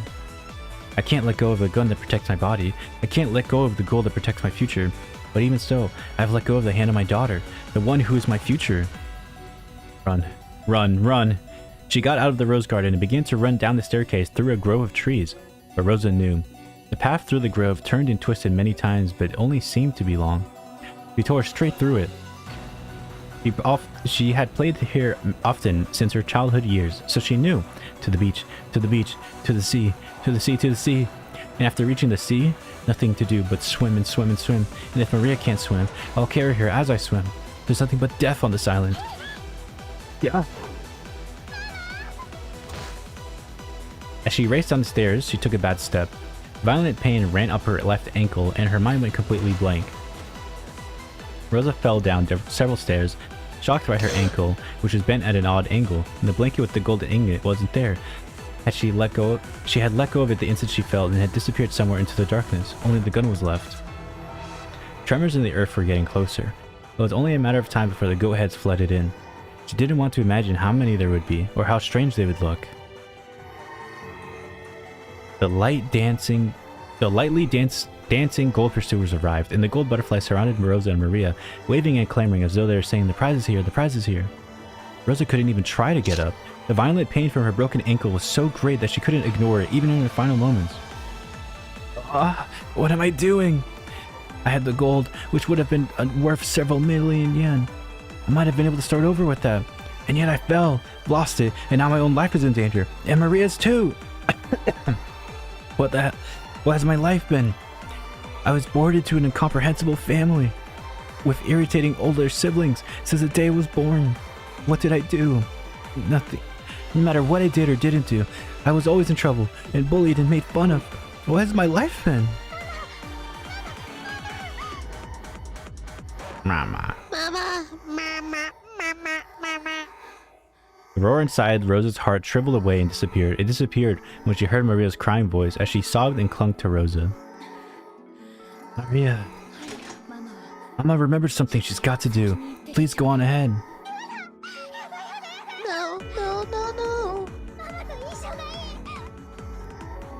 I want to stay with Mama. I don't want Mama to die. Maria, even though I'm such a bad mama, you still say you want to stay with me? Yeah. I want to stay with you. I want to stay with Mama. I mean, it looked like I was putting you first, but I was always putting you off. I went to your athletic meet. I went to Parents' Day, but I was always thinking about how I appeared to the world, and you were never in my eyes. Are you saying that you want to stay with that kind of mother? Even though I've been such a bad mother. Hey, Mama. Did you know? You're the only mama in this world. You're my only mama. There's no good mama or bad mama. You're just one mama.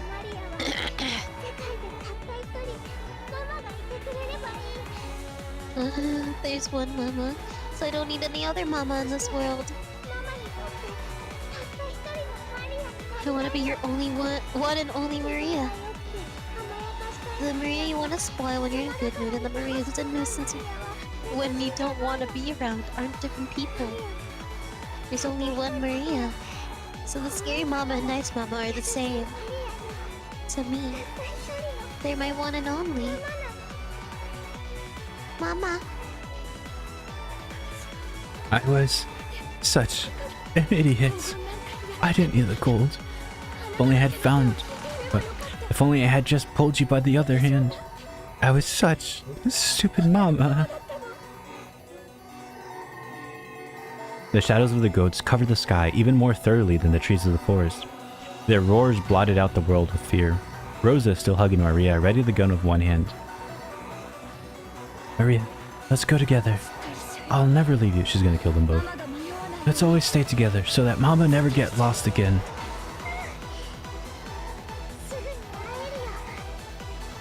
Yeah, we'll be able to see each other soon.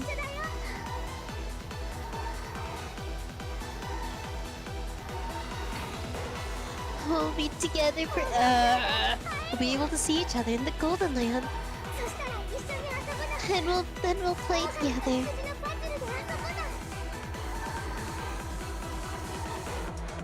Play the wolf and sheep's puzzle. Mama hasn't solved more than one puzzle, but I've solved them all. So I'll be the riddle giver. She had bought it as a birthday present and then hadn't played it with Maria after that first night. Yes, we'll play together. I promise. Mama!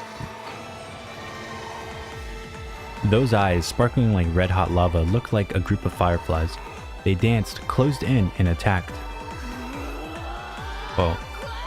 Oh! Come on! I'm surprised she's not shooting just like a bullet through both of them. Let whoever wants to eat the bullet Maria chambered for me step forward.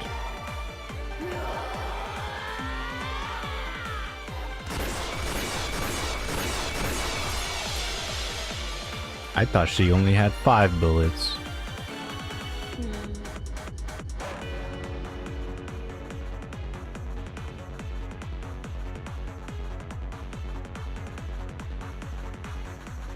That was pretty epic. That was pretty fun. Why can't the VN be more like that?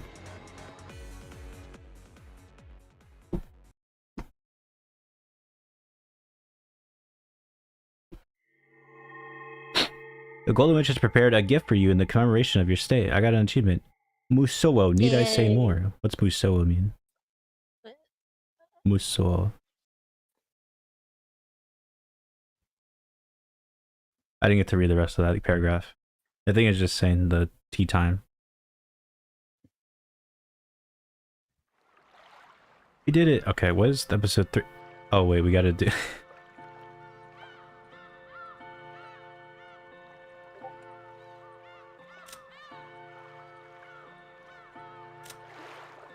we could probably do this in 30 minutes, right? How long was it? I don't think it was too long. Alright, what does it say?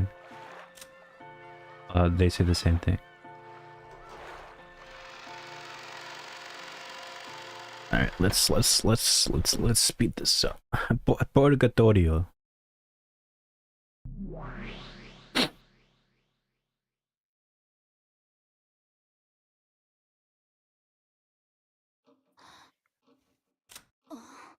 Oh yeah, we get to read this too now. Alright, what does it say here? Missing.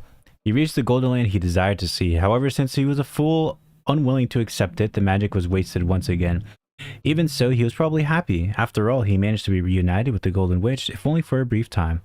Afterwards, he was crushed to bits and eaten by demons and went to hell.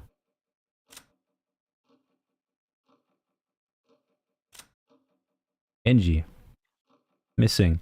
Selfless furniture seeks nothing but repose in the Golden Land. However, since a fool obstinately rejects the Golden Land, it seems his time of repose is unlikely to come soon. Afterwards, he was torn to bits and eaten by demons and went to hell.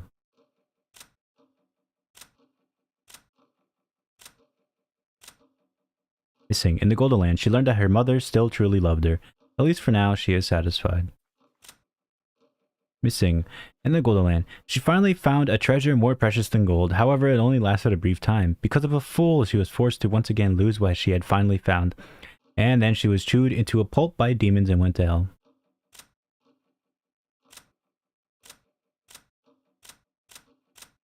I think that Battler and Yatsurichi are not there. Mm. Rosa awoke from her doze. Why'd they keep saying her doze? I thought it was daze. It must have been a very deep sleep. Her mind was hazy and she wasn't thinking clearly. Where is this? It felt like some mansion, but it didn't seem to be the Ushiromiya mansion. She could see a room that looked like a parlor, and there was some tea that had been prepared. It probably had been meant for her.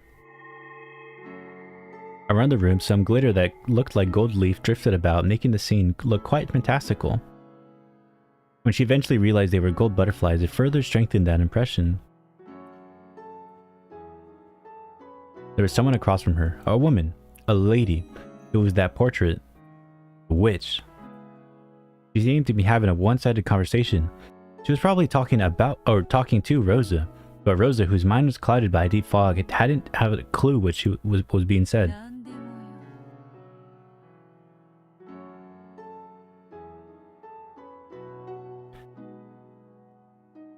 Meow. Choose whatever you please. If there is anything you want, I'll give it all to you. You can think of a reward for your good luck, or else a proper compensation of how you answer my demands. It may have been truly trivial from your perspective.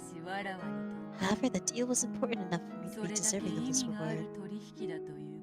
What is she talking about? I don't know. I don't know. It's just that I am very much a witch. Perhaps you'd best ask something that only a witch can give you. What a rare chance this is! To actually receive a favor of the Beatrice. The Golden... Me. What? A Beatrice Beatrice of the Golden Me. What? No, there's a comma. Beatrice the Golden Me. Oh. Finally, Rosa started to feel the blood flowing throughout her body. Her movements were still sluggish, and she couldn't even voice the words she was thinking.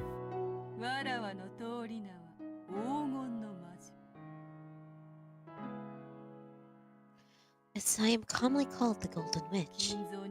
Bestowing a mountain of gold like the one I gave to Kinzo is trivial to me. After all, you can measure all the pleasures of the human world with money. Therefore, gold is no more or less a manifestation of the human world's pleasures. Can you imagine it? A mountain of gold that you can use up as long as you lived. As the witch blew into her pipe, a multicolored smoke enshrouded their surroundings.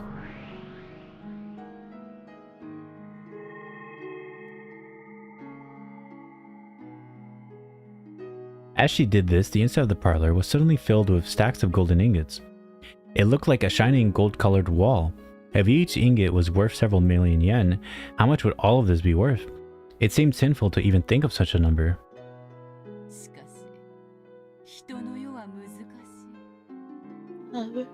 The world is difficult. I know there are some things that cannot be seen, no matter how high into the sky you pile of gold. I know there are cracks that cannot be filled.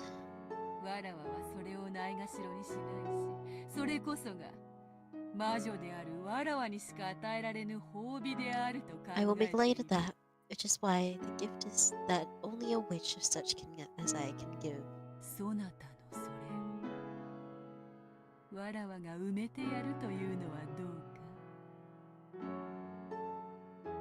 Why don't I fill those cracks for you? なるほど、これはいい。Why don't yes, how about this? It's something only I can give. わらわにしか与えられぬものだ。You should be very happy. そなたもさぞや喜ぼう。 No need to thank me out loud. 口にせずともよい。そなたの心の隙間など顔に書いてあるからすぐにわかるぞ。 I can tell right away. It's written on your face in the corners of your heart.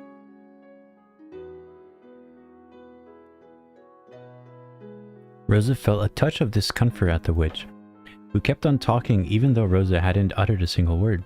But since she still couldn't manage to speak, she was so helpless and that it was difficult to even move a finger. She couldn't do anything but listen.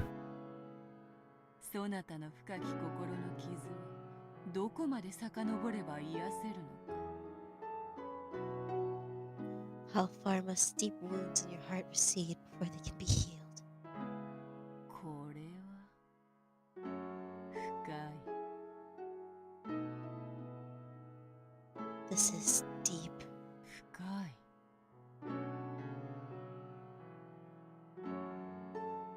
Quite deep indeed. 時に破片を飲み込んだまま傷口が閉じてしまうこともある。 Sometimes wounds close up with a fragment of foreign matter remains inside. そういう傷は見た目には癒えていても永遠にうずきを感じ続けるものだ。 They continue to throb for all eternity.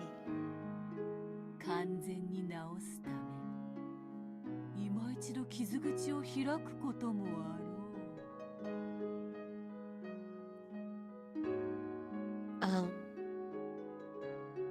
Sometimes you have to open the... What the frick? Even someone that appears to have healed, they continue to throb for all eternity. Sometimes you have to open the wound once in order to heal it completely.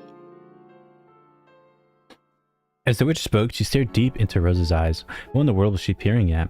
Rosa felt uncomfortable, but she couldn't look away. そなたの痛みはすでに生まれながらにして運命づけられたものか。 So your pain was fated by the time of your これ birth. はなんともつらい。 How heartbreaking. 言わずともよ You don't have to say it. い。わかる。 I understand. わかる。 I understand.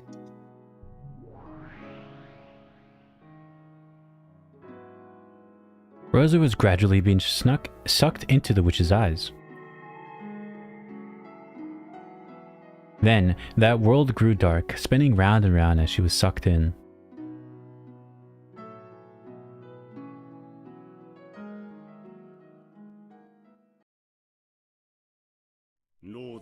What? Oh, are we peering into Rosa's trauma? What does the witch say? Lived for 1,000 years, she suppressed the limits of human. Like, same thing as when it used to be. Rosa, Rosa, why are you such an idiot? Oh, that's Cross Nissan's voice. Cross Nissan is a real adult, so he's very smart. So he hated the stupid kid, Rosa. He was a very scary person. I was often hit, and my toys were taken from me and broken. I was apparently being punished for something bad I'd done, but I never really understood what it was or why I was being punished. I was always punished suddenly, and then later told what the punishment was for, in a forced manner, but it was always something I didn't remember doing. So I really hated Cross Nissan.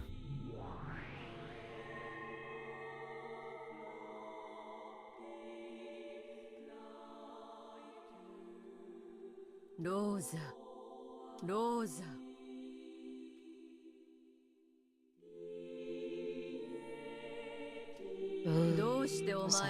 Rosa, I forgot I was Ava. She hasn't been here in so long, bro. Rosa, Rosa, why are you such an idiot? Oh, that's Ava Nissan's voice. Ava Nessan is a real adult, so she's really smart. But she hated the stupid kid, Rosa. She was always a very sly person, and she often lied to me, tricked me, and bullied me all at the same time. Apparently, I was stupid, and she said it was only natural for stupid people to be swindled by those smarter than them. So I wanted to be a wise person like Ava Nessan, and listened to what she said, but when I obeyed her, for some reason, someone always got really mad at me. So I really hated Ava Nessan.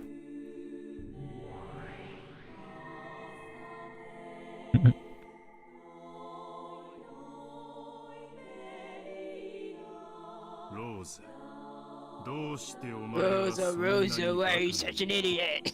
Oh, that's Rudolph Nissan's voice. Rudolph Nissan really knows how to get things done, so he hated stupid kid Rosa. When Cross Nissan was around, he would be friendly with Cross Nissan. When Ava Nessan was around, he would be friendly with Ava Nessan. And when Cross Nissan was around, he would be violent like Cross Nissan. And when Ava Nessan wasn't around, he would play dirty like Ava Nessan. And even though he was also bullied most of the time, when Cross Nissan and Ava Nessan weren't around, he gave me 2 people's worth of bullying. So I really hated Rudolph Nissan. Oh, but those were my memories from when I was a kid. It's common for unfair things to happen between kids, and you mustn't hold onto grudges for such things forever. With time, those memories get buried away, and forgetting them a bit by bit is supposed to be part of growing up and becoming an adult. But becoming an adult is the same as separating yourself from all of those memories. And because of that, no matter how much time passed, Rosa couldn't become an adult. Even though she had been blessed with a daughter called Maria and was called a mother, she didn't at all feel like she had to become an adult. The witch pitied her for that, and she smiled, saying that she could heal the pain itself. How can I heal you?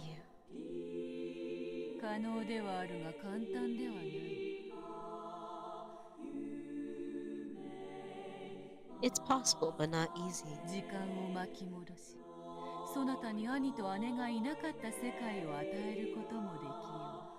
I might rewind time and give you a world where you are no longer older siblings. But your memories. But that way, your memories are being... Fucking bitch, I can't read. But that way, your memories of being hurt by your older siblings wouldn't remain.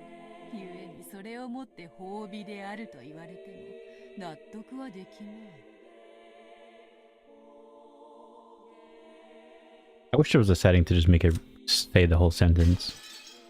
My brain is fucking... Would it remain in that sense? Well, you might call it a gift. You wouldn't be able to accept it. A person who's only satisfied if their salvation is healed.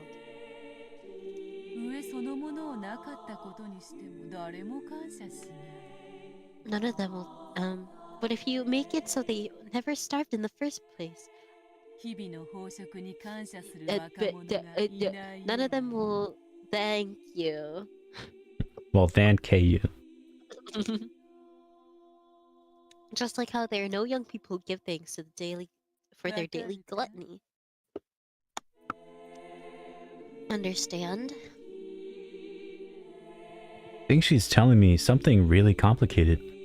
In short, even if she makes it so I never had older siblings, that wouldn't remove any pain. That wouldn't remove my pain. Maybe that's what she was saying. Strictly speaking, that's not quite right. Healing isn't the same thing as removing pain. It's the pleasure we earn as compensation for withstanding pain. Therefore, removing pain isn't healing. To know the joy of healing, you have to know the pain.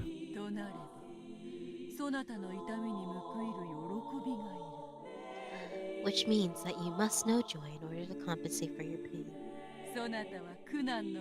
You should be proud of your past sufferings.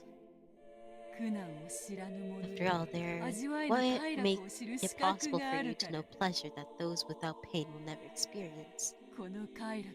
Those who experience this pleasure cannot help but pass on the same joy to others.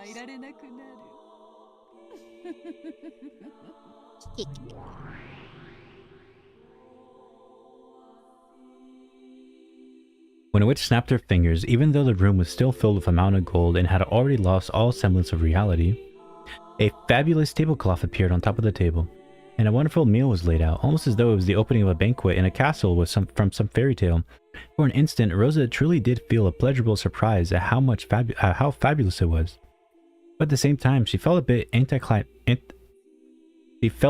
of anticlimax. After all, she didn't think being bullied by her siblings could be wiped away with just one meal, no matter how delicious. Food is the source of many human pleasures. You simply must eat like a pig as long as you live. If one meal isn't enough, then have as many as you want. Until your pain in your heart is healed, why not continue this gourmet ballad? Begin it, furniture. As the witch clapped twice, there were suddenly 2 go-ahead servants there and they began to prepare the meal. From the beautiful dishes adorning the table, they efficiently took some food and began to pile it up on Rosa's plate. It really did look delicious, but Rosa's body still felt heavy as lead, and there was no way she'd be able to eat. Maybe they also understood that. The go-ahead servants tied a napkin around Rosa's collar and gallantly brought a glass of before-dinner alcohol to her mouth, tilting it for her. She remembered an old servant who had once carried rice porridge to her mouth when she was laid up with a high fever. She couldn't drink it well, and it dripped down from her mouth, but she felt a fragrant sweetness spread throughout her mouth.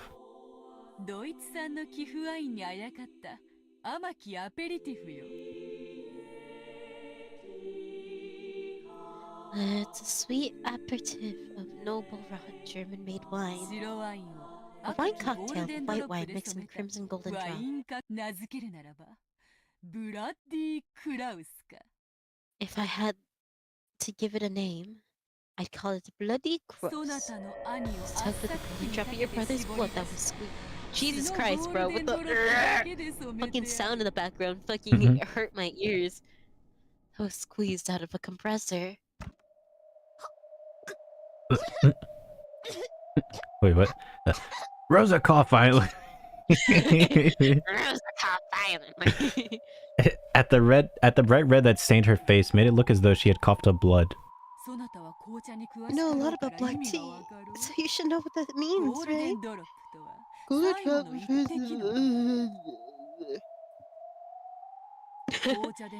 the last drop in a drink. It's called the most precious drop in black tea. So the golden drop is the same.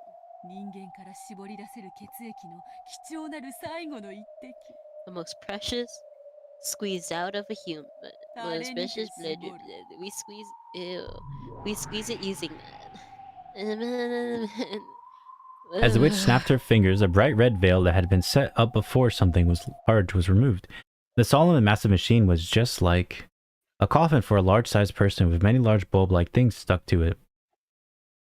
And it looked like a sinister torture device. But its unnerving shape, she could tell that with a human strength, it could be used to tighten and compress something. And it seemed that there was still some squeezed dregs remaining, because of a bright red remains that stained it.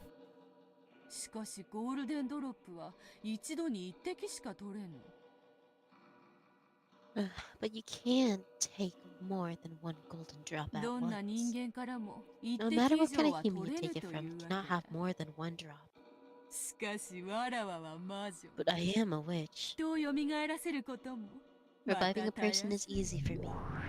When a witch snapped her fingers, a human compressor suddenly began to shake. No, she could also hear a groan. It almost looked as though someone sleeping in that man-sized coffin had woken up and was now struggling to get out. That was wrong. What was inside definitely had been squeezed dregs. Using her magic, the witch had once again revived the squeezed dregs to how they had been before they were squeezed. 3 go-ahead servants with muscular physiques approached the compressor and forcefully started tightening the large bulb. As they did, an unearthly moan came from inside the coffin. Rosa knew the owner of that voice.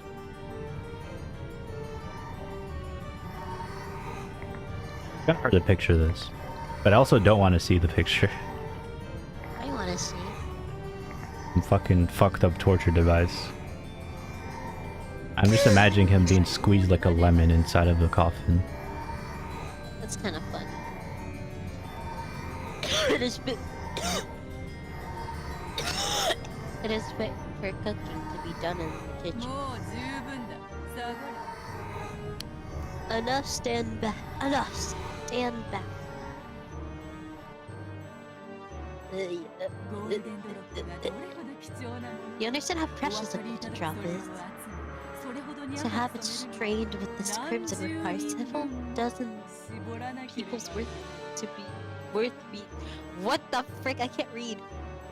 Do you understand how precious a golden drop is? To have it stained with, have it stained this crimson require. Have it stained. What? To have it. Can you read this? And To I have it feel stained, insane. this crimson requires that several dozen people's There worth should be a squeezed. comma. There should be a comma. To have Although- it stained, comma. Yeah. The witch definitely said that one golden drop could be taken from a single human, and yet she had dozens of people's worth of golden drops from a single human. Only a witch could do this. She's revived and kept killing. Yeah, the golden witch Beatrice could kill a single human endlessly. In other words, before Beatrice, even death did not mean freedom. 一口目はいらな Do you need me to put it in a different way? Have you forgotten the day this man hit you? When you swallowed the blood that ran into your mouth? そうそう That's right, remember that taste! Remember the taste of tears when you spilled until you were dry. I believe the aperture to heal the regrettable memory. This Once is again- long. It'll end soon, I feel it. Once again, the goat-head's servants tilted a deep red glass against her mouth. Rosa tried resisting by closing her lips, but the deep red liquid was relentlessly poured into her mouth, which hung open with shock. And the inside of her mouth was filled with a ghastly sweetness. It definitely was a fragrant sweetness. The living blood of her brother, who had given her such a hateful thought, made her soak her pillow many times, had been collected from his death, repeated dozens of times. How could the crimson-stained wine not be sweet? But Rosa tried to spit it out. Because of that, the deep red wine that spilled out of Rosa's mouth looked just like a bloodstain. Now that she knew that this ghastly substance wasn't a simple apparative, Rosa couldn't help but feel uncomfortable about what would happen if this banquet continued. それは旬の野菜による二枚舌のサラダ That is a double-tongued salad made from vegetables and お前がいつ seasoning. か食いちぎってやりたい9歳の誕生日の日に願うエヴァの舌で作った念願のサラダよ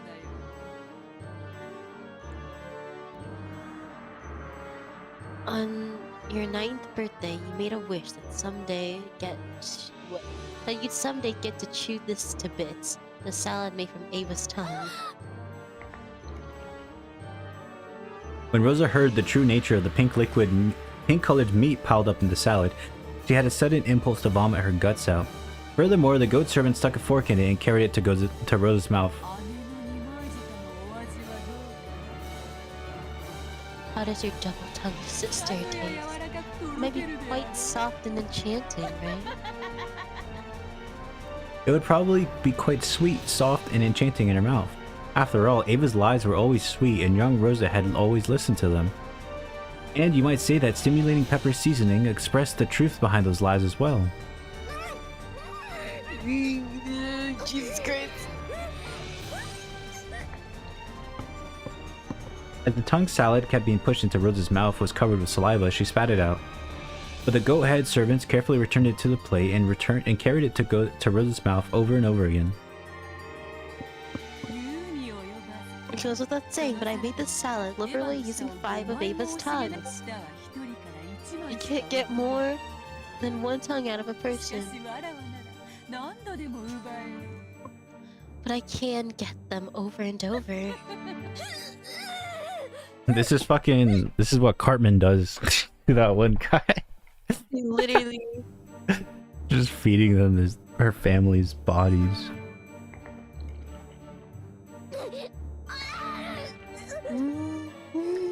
As Rosa's tears dripped down and she resisted frantically, however, the only way she could resist was by refusing to swallow.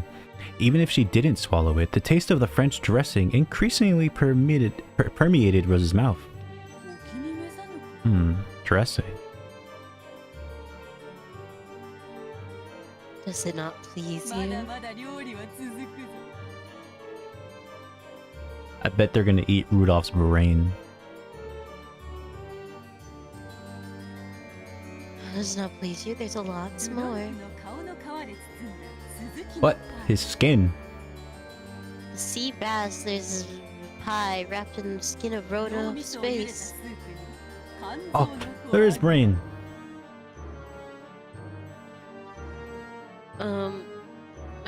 Soup boiled brains, liver plate.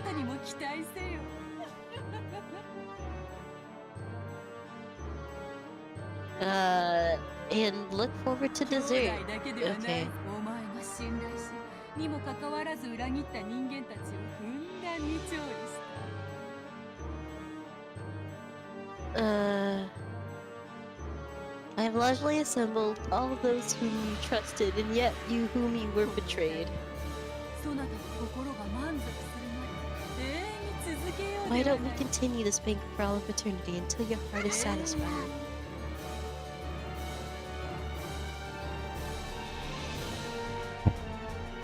Oh, there'd be more than one. You are happy, right? Show me a Rosa! 本当は嬉しいってのは分かってるんだぜ。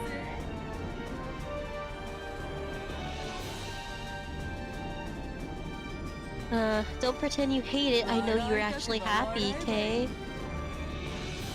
ムカつく兄貴や姉貴の悲鳴の生演奏がないとご機嫌にな If れ you ない want って to んだ laugh, then do い so. くらでも聞かせてやる。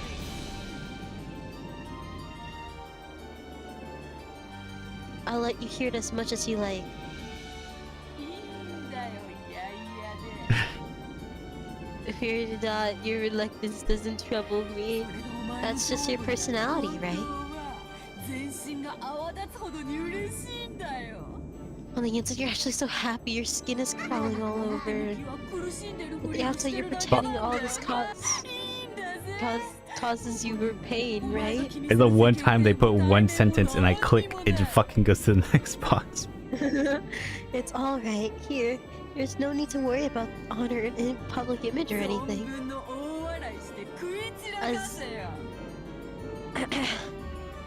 So laugh as much as you want and chew it to bits.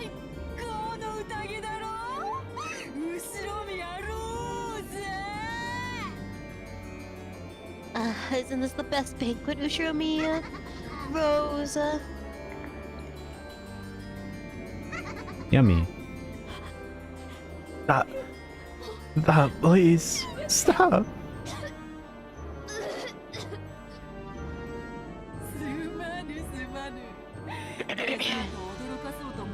Well, what's for dessert? Oh, is it Maria? Sorry, I wanted to leave dessert as a surprise, but look, oh shit. Let me reveal it now as it anyways.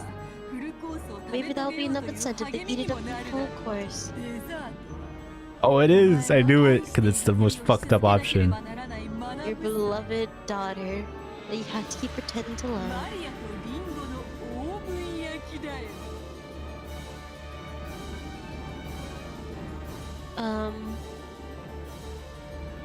Oven baked Maria with apples. Doesn't that sound yummy? I kind of want an apple pie.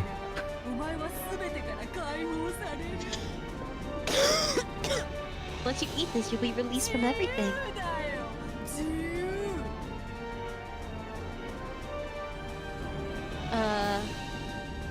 Freedom, you see? Freedom!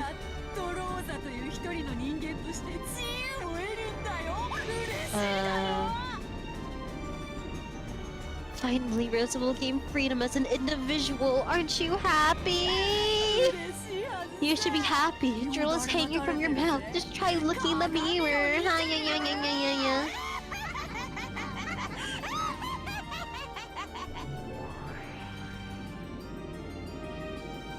Whoa, she's still there.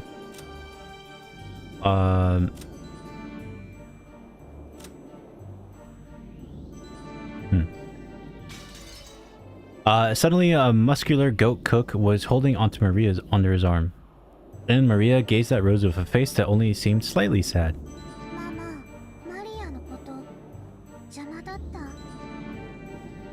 Mama, was I a burden? You aren't a burden.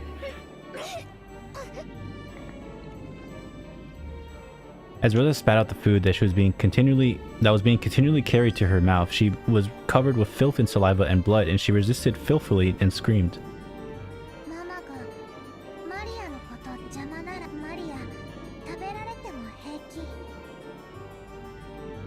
I don't mind if you eat me. After all, I'm always doing horrible things to you.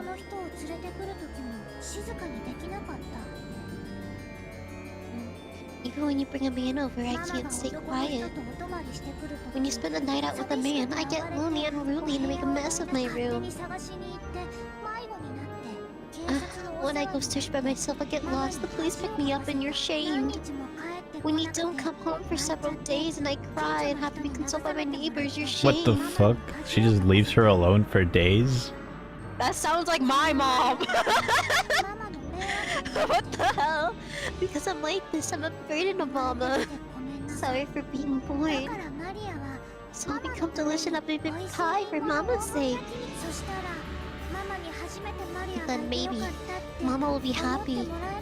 I exist for the first time. Will be happy I exist for the first time. Maybe she'll eat me thinking I'm delicious. Isn't it delicious? Be choked up with tears of gratitude. Your daughter's saying this much for you, right? Oven baked apples and your beloved daughter make for the best dessert.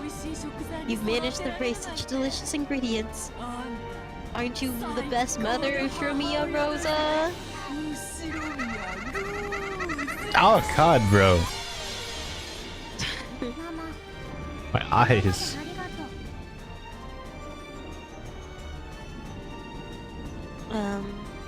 Mama, thanks for everything. Bye-bye. Wait! Wait, Maria, that's wrong! Stop it already, stop it already! No! I didn't want something like this. Please stop. Please forgive me. No. No, stop it already. Don't put it in my mouth.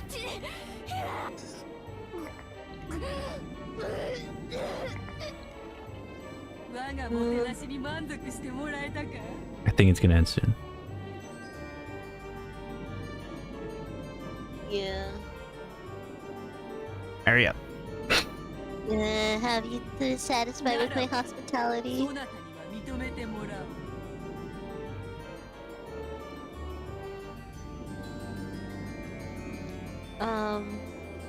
Then I'll have you accept that I am a witch. Proclaim it. Ushiro Rosa accepts that Beatrice is the witch.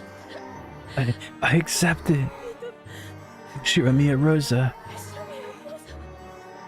accepts that Yatsurichi is a witch. To give Maria back. Release me.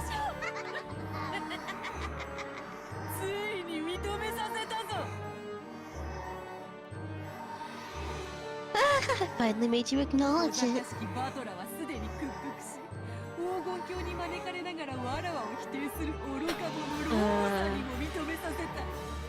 Finally, I made you acknowledge it. The crafty battlers already surrendered. I made Rosa the fool who denied me after being invited to the Golden Land accept it. Perfect. It's perfect. I've accomplished my fucking like Yagami. I've accomplished my perfect victory, yo! Bring Maria, prepare the delicious oven roast for Rosa.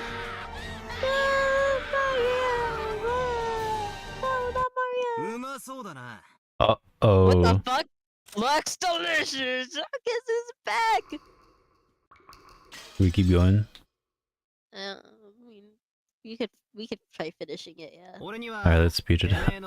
Slice up your cow tits and make them a sandwich. That voice! An arm grabbed the back of the witch's head and smashed her face into the table. As it did, the witch broke into pieces, turned into a cloud of gold butterflies, and reformed into her bodies a shorter distance away.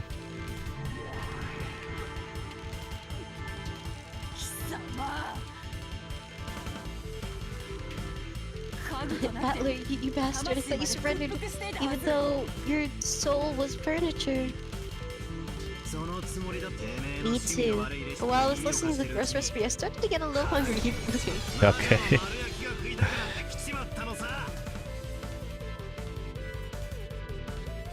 Now I feel like eating a whole roast beef.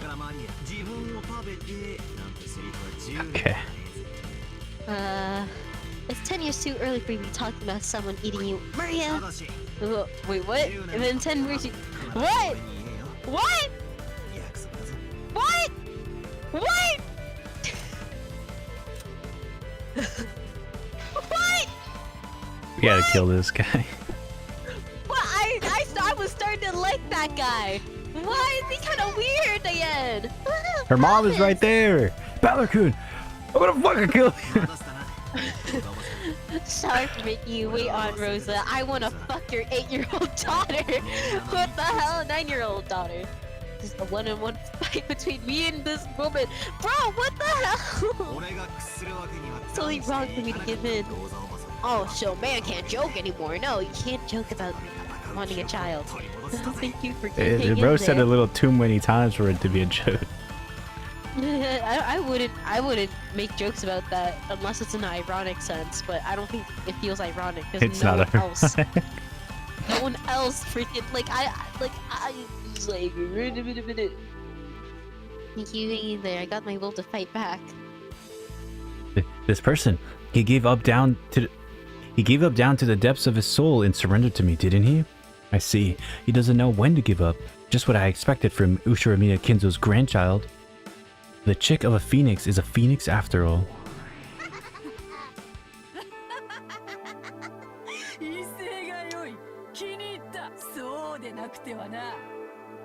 How dashing, how amusing. It wouldn't happen any other way.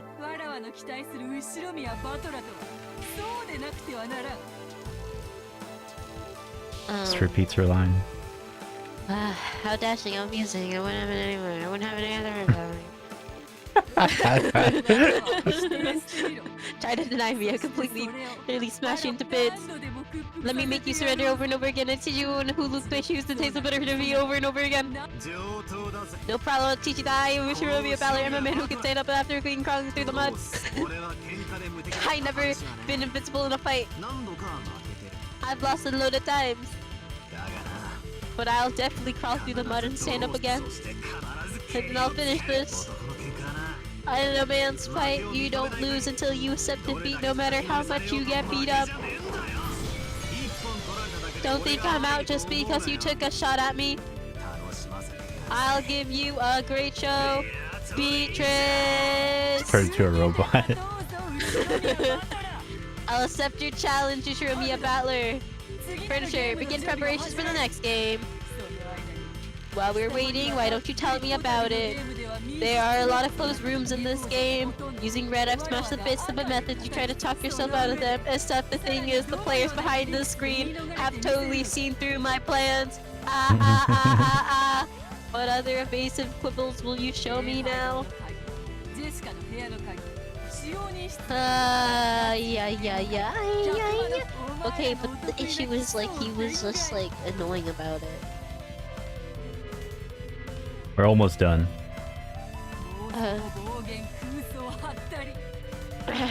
Using your bizarre specialty, those delusions, daydreams, and...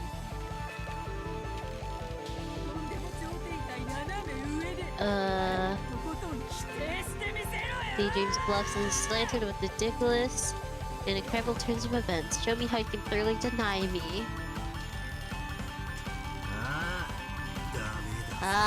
It's useless. It's all useless!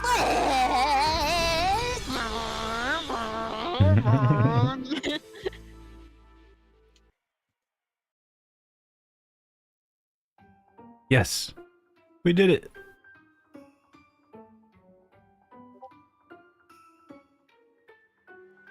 Whoops.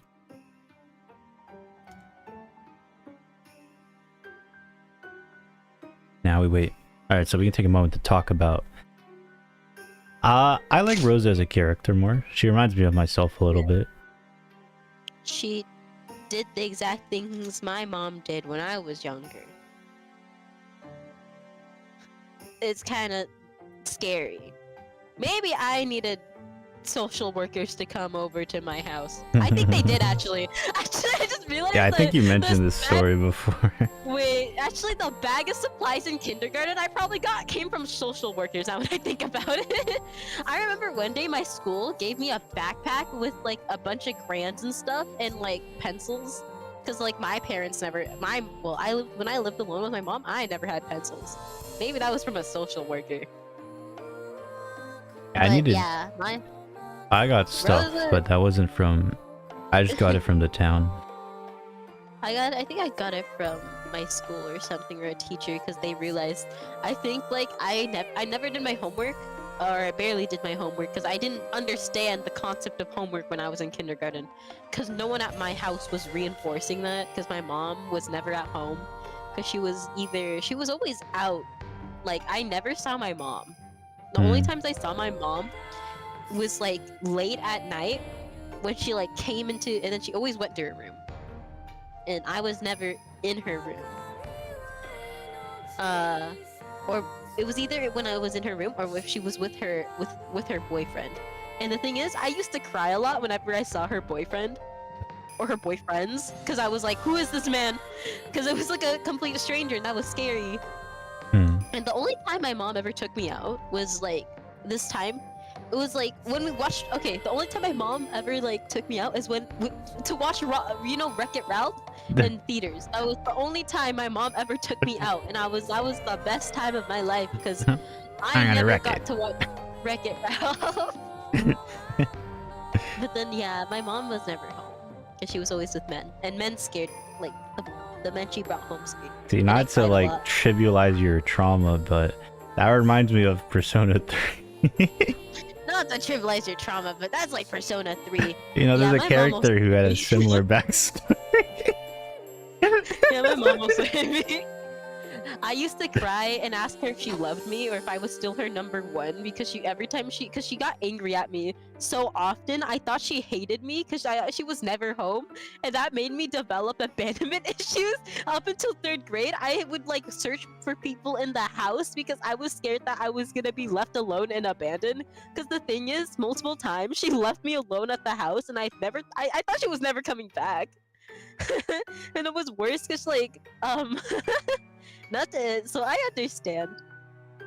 But the thing is, like, I never hated my mom because I never understood what was happening.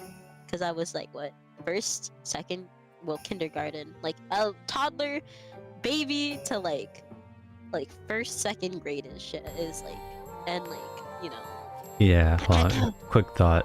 I just realized there's voice actors here for the demons who have never talked yet. No, they have talked. Not all of them though. Only like 3 of them we've seen. No, the ones with the lewd arms talk. Yeah, but that's not all of them. Those represent one of the 7 deadly sins. We've only seen like 3 because the other ones stabbed or like done off screen, like the Nanjo and yeah. Kumasawa body. Oh yeah, but there's a bunch of other demons I know that pop up, and there's 2 from Higurashi. Anyways, I wanted to continue. I feel like you just brought up something repressed in my memory. Yeah. I remember being a kid and like crying because my family would argue a lot, and I always thought My family also argued a lot. that my parents didn't love me. But instead of Yeah. having abandonment issues, I just stopped caring about anything. I mean, that was me in middle school, but I was also scared. It's like I had a bunch of issues as a kid. I wrote a suicide note in 3rd grade. I'm trying to one up me. What the hell? No, I'm not trying to one up you. I'm just saying my memories. Hey Siri, how old are you when? Or sorry, what school year are you in when you? I don't even know how old I was. I think I was in middle school. What's the youngest you can be in middle school? I remember my stepmom and my dad used to fight so much when they had custody over me, because they got custody over me. And one time my stepmom hit me with a chair because I tried to get in between them and A get them to steel stop chair? fighting. Yeah, okay, yeah, it was like those chairs that were made of steel, the legs are made out of steel, and then Like a lawn chair? Yeah, then like it was made with leather too. Like it was like those nice chairs, like made with leather, but like just think of like a leather chair, but like instead the legs are made out of steel. Yeah, she Hey hit me with Siri, one of those. how old are you in the 6th grade? Oh, you're like a 12, 11, 12. I didn't say anything of what? She just started talking about fucking salad. You're like 11 or 12 around that age. Yeah, I remember that. I gotta close my door to talk about that. Oh. Never stood in front of my parents until like I was in high school. And that was like the tipping point. Yeah, I remember I have like this fear of, not really fear, but I typically don't like wearing both earphones in because it makes me sad. Because I remember whenever my parents would argue, I would go to my room and cry and put in my headphones. But no matter what I was listening to, I could still hear my parents yelling. And so now if I wear earphones in and I hear people talking, it just reminds me of that. And like at work recently, when I had two people arguing, I put in my earbuds and I could still hear them yelling. And it was like, damn bro, I feel like I'm fucking 10 again. Yeah, we're trauma dumping now because of Maria. Because of Thank you, Umineko. Umineko. Thank you, Umineko. Yeah, I feel like I've been through some shit, and I feel like my parents have forgotten that too. That's what like they were saying kind of to Rosa, like I feel like even if you forget the whole healing thing, like you don't heal from it. But it still affects you even if you don't remember. Like sometimes, I just remembered something because you mentioned something similar. And like that probably affected me, but I just didn't remember it. The thing is, all the things you experience up till now will affect you in some sort of way. The thing is though, because like what has formed us comes from all our coping mechanisms, our thought processes, and our beliefs have all come from outside stimuli that comes from usually from other people or the environment we're in. And the mindset and beliefs we have all come from outside environment or stimuli or people. So, for example, your thoughts a lot of your thoughts probably come from your parents. It's just like it's hard to remember, and like especially now that you're grown up, you tend to like I feel like people tend to more trivialize it or just not think about it too deeply because it's like it's something from a while ago, you know. So at least that's how it is, like mainly for me. And I've realized like a lot of people who have gone through hard stuff just don't like they don't think about it often unless like at some point it's easier to think about it when you're in the shit, but once you're out of it, it's like you kind of forget. It's like your body, or maybe you forget for survival. Lots of times people who go through intense trauma also forget because it was traumatic and the body tries to heal by forgetting it entirely. um or just like suppressing it in one part of your memory. And like it's like that for your parents too. I know like lots of times parents act that way because of cultural differences and trauma, because a lot of the a lot of the cultural differences they go through is just freaking trauma. Yep. And like and it's like you can tell they're traumatized, but the thing is they probably don't know how to cope with it as well. And they probably cope with it way worse than like at least for me, my parents cope way worse than I could ever cope, because the thing is like they don't think anything is wrong. Well, I know something is wrong, because to them they've normalized it in their head. Yeah. But yeah. Anyways, so that was Trauma Dump Hour, thanks to Umineko. Thank you, Maria. I'm sure it'll come up more times. Because we've only seen the inside of like two people. I think my theory is right. We're gonna see all of the siblings get their own time. At the very least, the siblings. Maybe. It'd be kind of weird if we had the Natsuhi chapter and the Rosa chapter. Like, surely we're gonna see. Oh wait, Natsuhi isn't even a sibling. I guess we'll just see all of them. Maybe. I feel like we're gonna see Ava, definitely. Like, I'm gonna hate that. I'm gonna hate because they're setting up. I feel like they're setting. They try to set up Ava as a more intense character. What if this is just Shannon's plot to make everybody get along? I doubt it. Let me kill. What if she saw? Oh, yeah, I have a game.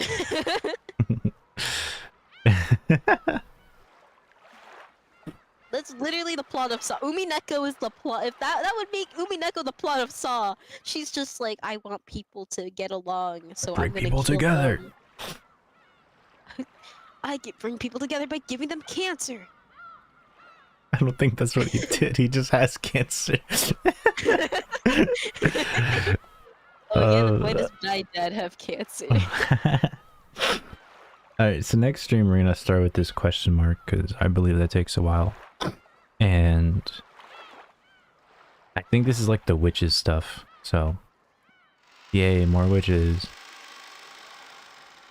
I mean, I feel like the ending of this chapter was better than the ending of the first chapter, but the beginning of chapter, I hated the beginning of, Yeah, because it was so so slow. according to people, we've gotten through the worst part of the game, so it should only be up from here on, and if it is not good, oh, I'm so mad. I still think it would be the funniest joke in existence if every Umineko fan actually knows that the game is fucking awful, yet they talk about how good it is just to tell other people about it, just so they waste like 300 hours of their time. It would be the funniest bit of all time. Yeah, I would join in on that too. Hey guys, it's so good. After the 80th hour, it's like amazing. You'll love the next fucking 200 hours. Yeah. No. You should play Wait. at least 200 hours of it to have fun. Just keep going. I just Power through realized it. I have 40% of the achievements. So we're almost halfway done with the game. No, we're not. We're almost halfway done with halfway of the game. Because what about the question arcs? And Yeah, no, stuff we're almost halfway to halfway. we're gonna be here forever.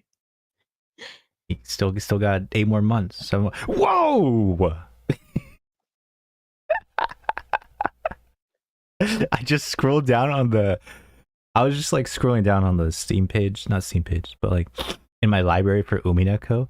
I was just scrolling down and I just see fan art and it's just fucking Beatrice's feet. Well, they did kind of set up for that, huh? No, it was fan art. So, oh, I guess with the subbing stuff, yeah. But I was just scrolling down and I was like, I forget that they just show fan art at the bottom or like whatever people's community posts. The first thing I see is somebody drew her feet. Why is this something that you're not into, Jinswanya? What's wrong? No. What's wrong with that, huh, Jinswanya? What's wrong with people who like feet? You discriminate? No. Yep. We kink shame in this channel. Oh damn. That's right. What about George? What What would about he him? think about this? What do you think about about- feet? He would probably like it. I don't think he's that freaky. He's not Well, freaky, he's actually- just weird, which is why he.